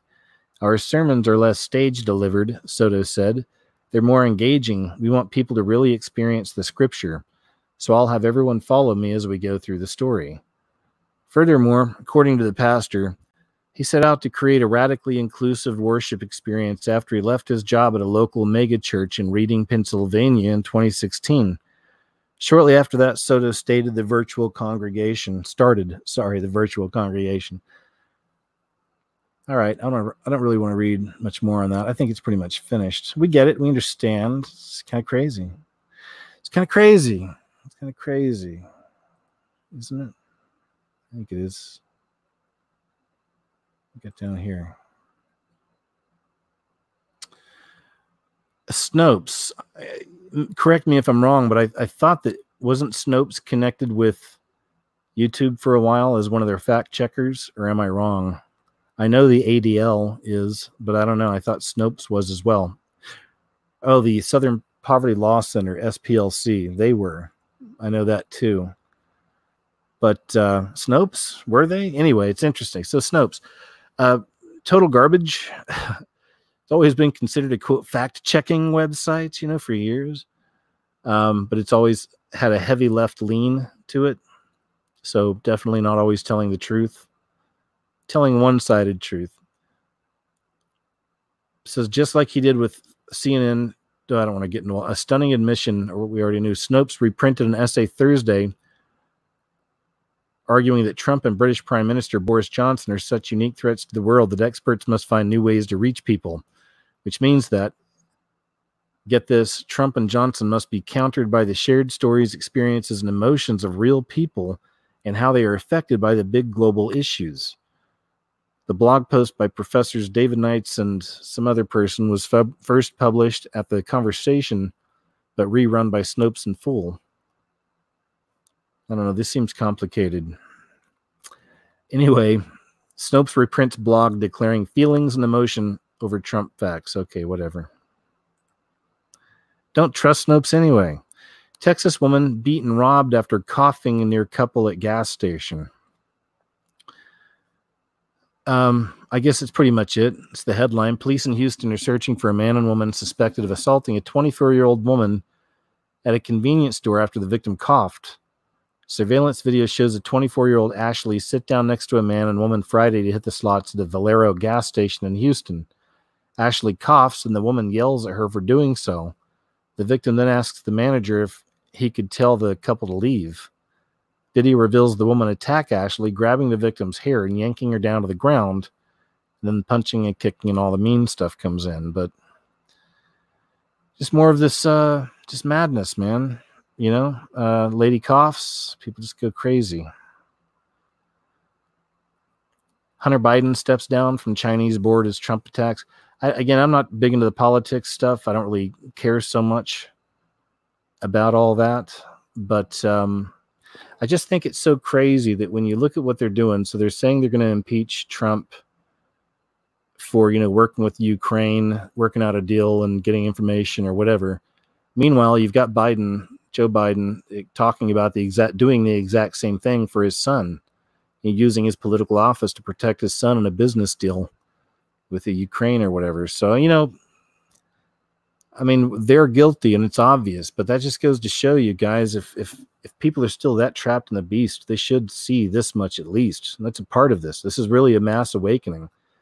See how obvious it is. It's crazy. Again, this isn't about being a Trump supporter or not or anything like that. It's just they've literally taken something that their side did, and they're trying to pin it on a guy that didn't do it. And the whole mainstream media in America is running with it. Every day there's a new story about it. That's why I really hope, again, that people aren't getting too caught up in these stories and worried about this and that, because it's a soap opera. It's like a 24-hour news cycle. It just completely changes and cycles over every 24 hours, you know. So, but as we saw earlier, you know, a lot of these networks, they're solely focused on Trump, just Trump, Trump, Trump. And, you know, people are starting to get burned out by all this.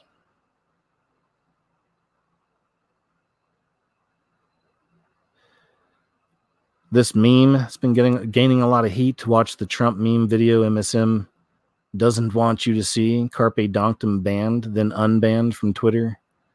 You guys seen this thing? Oh, I guess it's down. Okay. Maybe not. Anyway, they took the scene. They took a scene from the Kingsman movie, the very first Kingsman movie. I believe it was the first one, where one of the agents gets triggered inside of a Southern Baptist church, and he goes on this crazy killing spree where he just kills everybody in the church. And I put this in the video a long time ago too, because I remember seeing this and thinking, I mean, it's an extended scene. It's like 5 minutes long. It's like a 5-minute long scene. Like they really just show you, I mean, just everybody getting slaughtered and killed in all these different crazy ways. And you can see from some of it just watching that meme. But someone took that meme and made Trump the agent that was triggered, you know, doing all the killing, and all the bad guys around him, you know, were like CNN and, you know, just the usual suspects, basically everybody, you know, for the most part, mainstream media. Rosie O'Donnell in there, some of his other enemies. But anyway, I thought it was interesting though, because that's the big story, you know, when it was, even though they were kind of a bad people type church and a very racist type stuff like this, but still, you know, you didn't hear a lot of people complaining about a 5-minute death scene inside of a church. where these people are getting brutally, I mean, killed in all these different creative, crazy ways. No one really said anything, you know, but now that it's targeting left-wing media, you know, mainstream media in America, and Rosie O'Donnell and Kathy Griffin and people like this, well, now people are clutching their pearls. You know, they're just freaking out. Oh my gosh, it's so violent and terrible. We can't believe he would do something like this. That Trump would, you know, he would think something like this is okay. You know, they're trying to tie it in with Trump, but ugh, it's just clown world, man. You know, right? It's clown world. Former trans says parents forcing agenda on kids guilty of child abuse. I'm not going to go into the whole story, but it's from Candace Owens, actually. Let's see. I don't know how long the clip is. Lived your life as a trans woman. That's How good. many years? For 8 years. 8 years. That's a very long time. And how old were you when you began to transition? I was in my early 40s. Oh, okay. Around 42, and then So you lived your life as a trans woman. How many years? For 8 years. 8 years. That's a very long time. And how old were you when you began to transition? I was in my early 40s. Oh, okay. Around 42, and then I began to detransition at 50. Okay. So I want to start from the very beginning. Sure. So I will play the person that has all of the arguments on the left, right? Sure. So children, they say, do not have a gender. There is no such thing. It's a made-up concept. And you should wait for the child to decide, not based on their biological body, but based on their mind, whether they are male or female. Did you grow up in a household where that was encouraged? Well, in the household that I was in, you know, my mom and dad encouraged, you know, our natural genders, but it was my grandma, when she was babysitting me, that somehow we got involved in this whole thing because she made dresses, and I became curious about this idea of her making dresses. So she made me a purple chiffon dress, and then she began to affirm how cute I looked. How old were you? I was 4. 4 years old. And so this affirmation process, which, you know, as a 4-year-old, you don't know. I mean, it's grandma, so it's got to be okay. And so when you have an adult encouraging you and nurturing you along in this way, you don't realize that this curiosity that you have as a child is also a quiet curiosity, because you're really trusting the adult to guide you, to nurture you, and give you good information. I didn't realize what grandma was doing was going to be very destructive later on. So the consequences of her affirming me became very destructive. I think it's actually evil, and it's child abuse to indicate that you can change genders at such a young age. And I'm speaking from 74 years of experience. So it's not like I came to this and just came to this conclusion. I've got 74 years to develop this idea that we're talking about. Interesting, huh?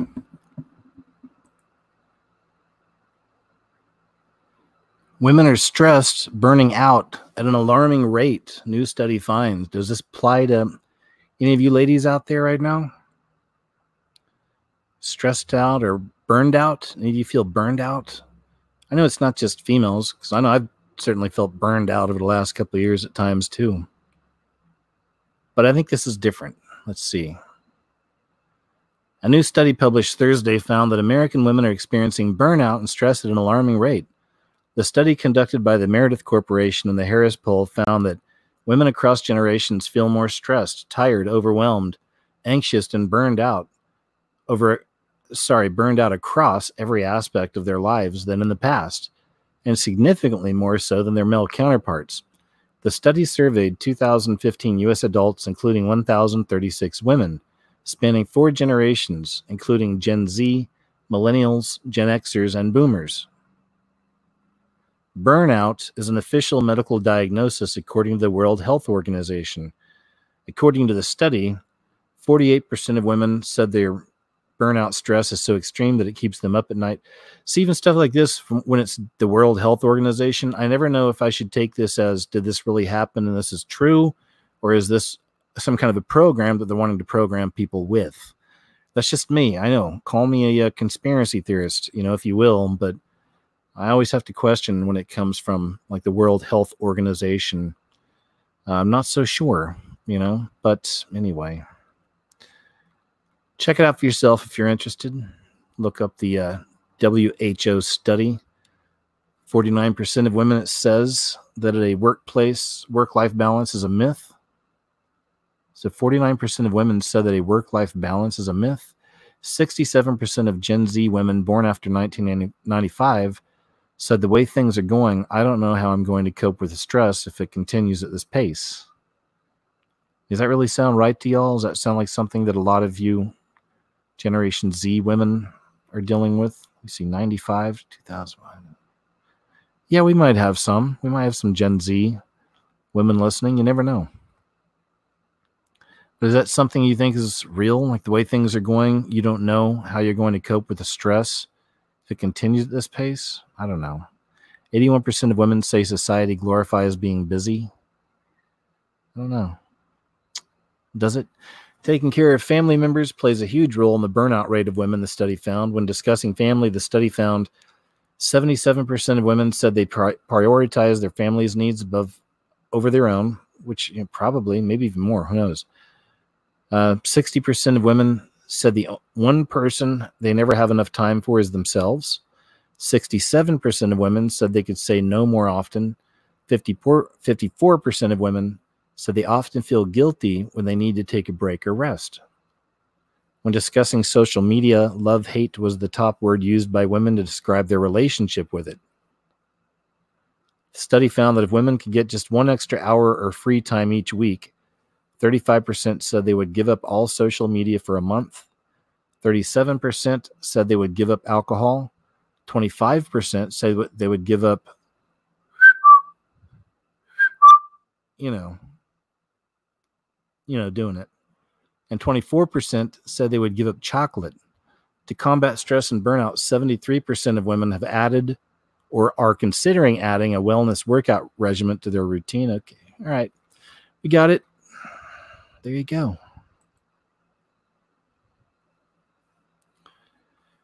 9-year-old charged with murder in 5 Illinois fire deaths.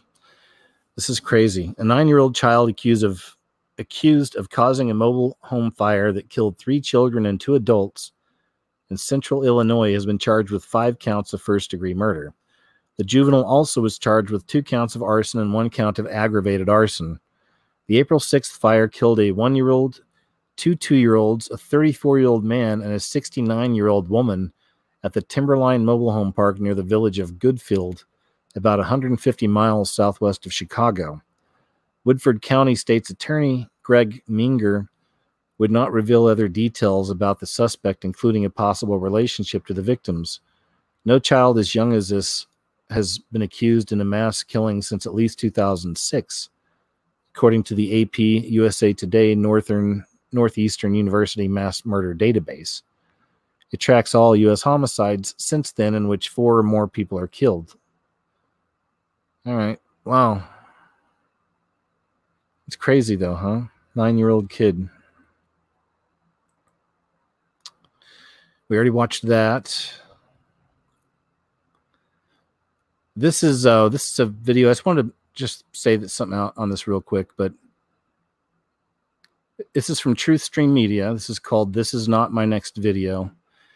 It's important, man. It's a good one because I'm right there with her. There's a few things about this. I think it's important to go check it out if you haven't seen it already. But she's talking about, it's being fed up with the system here on YouTube, with the way things are going.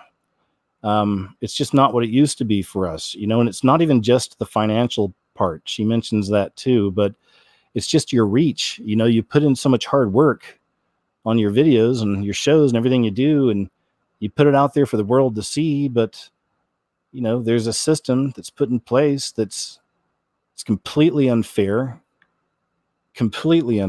and it just hides your stuff. It allows you to get out and get some views, but it doesn't, it doesn't stand out of the way. It gets in the way. It puts some cuffs on you. It slows you down a little bit.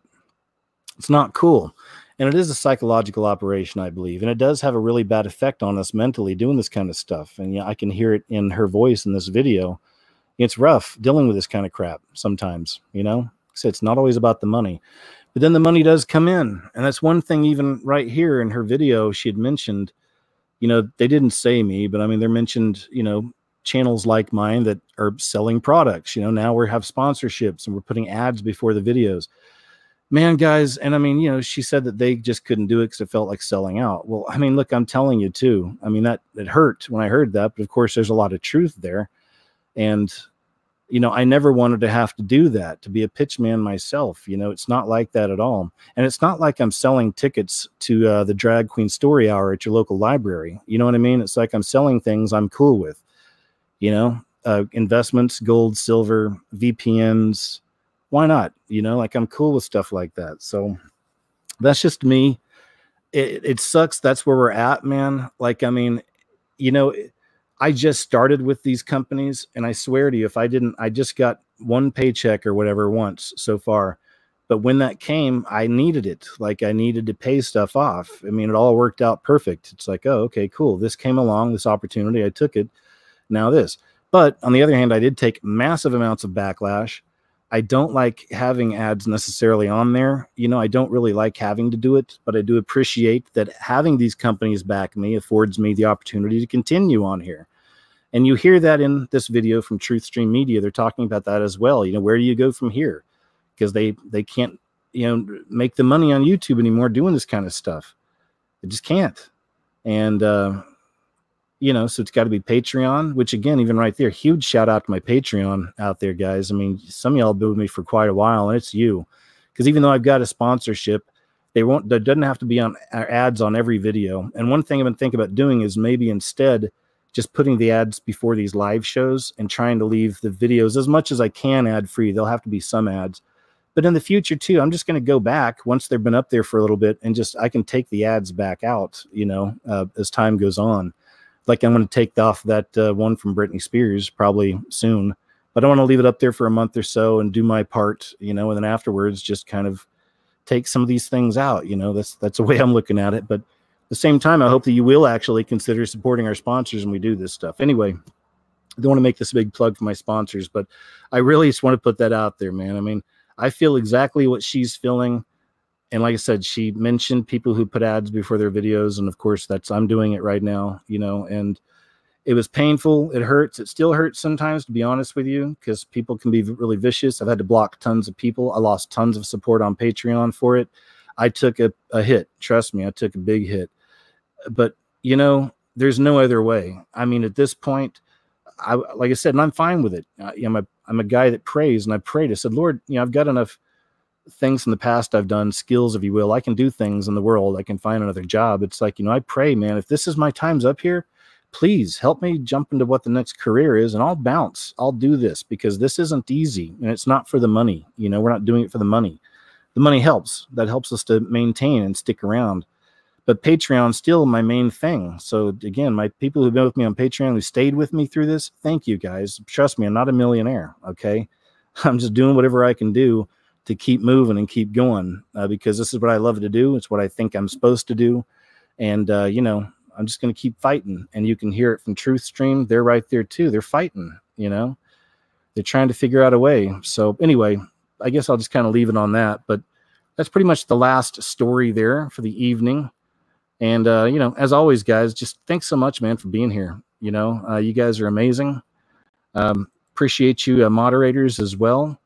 Usually around this time, if you don't mind, I like to, I don't know, just say a quick little prayer before we go. So if you don't mind, man, I'll just say, Heavenly Father, Lord, thanks so much once again for the fact that we have this place here to talk, to broadcast, to meet up. Thanks for the wonderful people out there listening. Thanks for the wonderful moderators.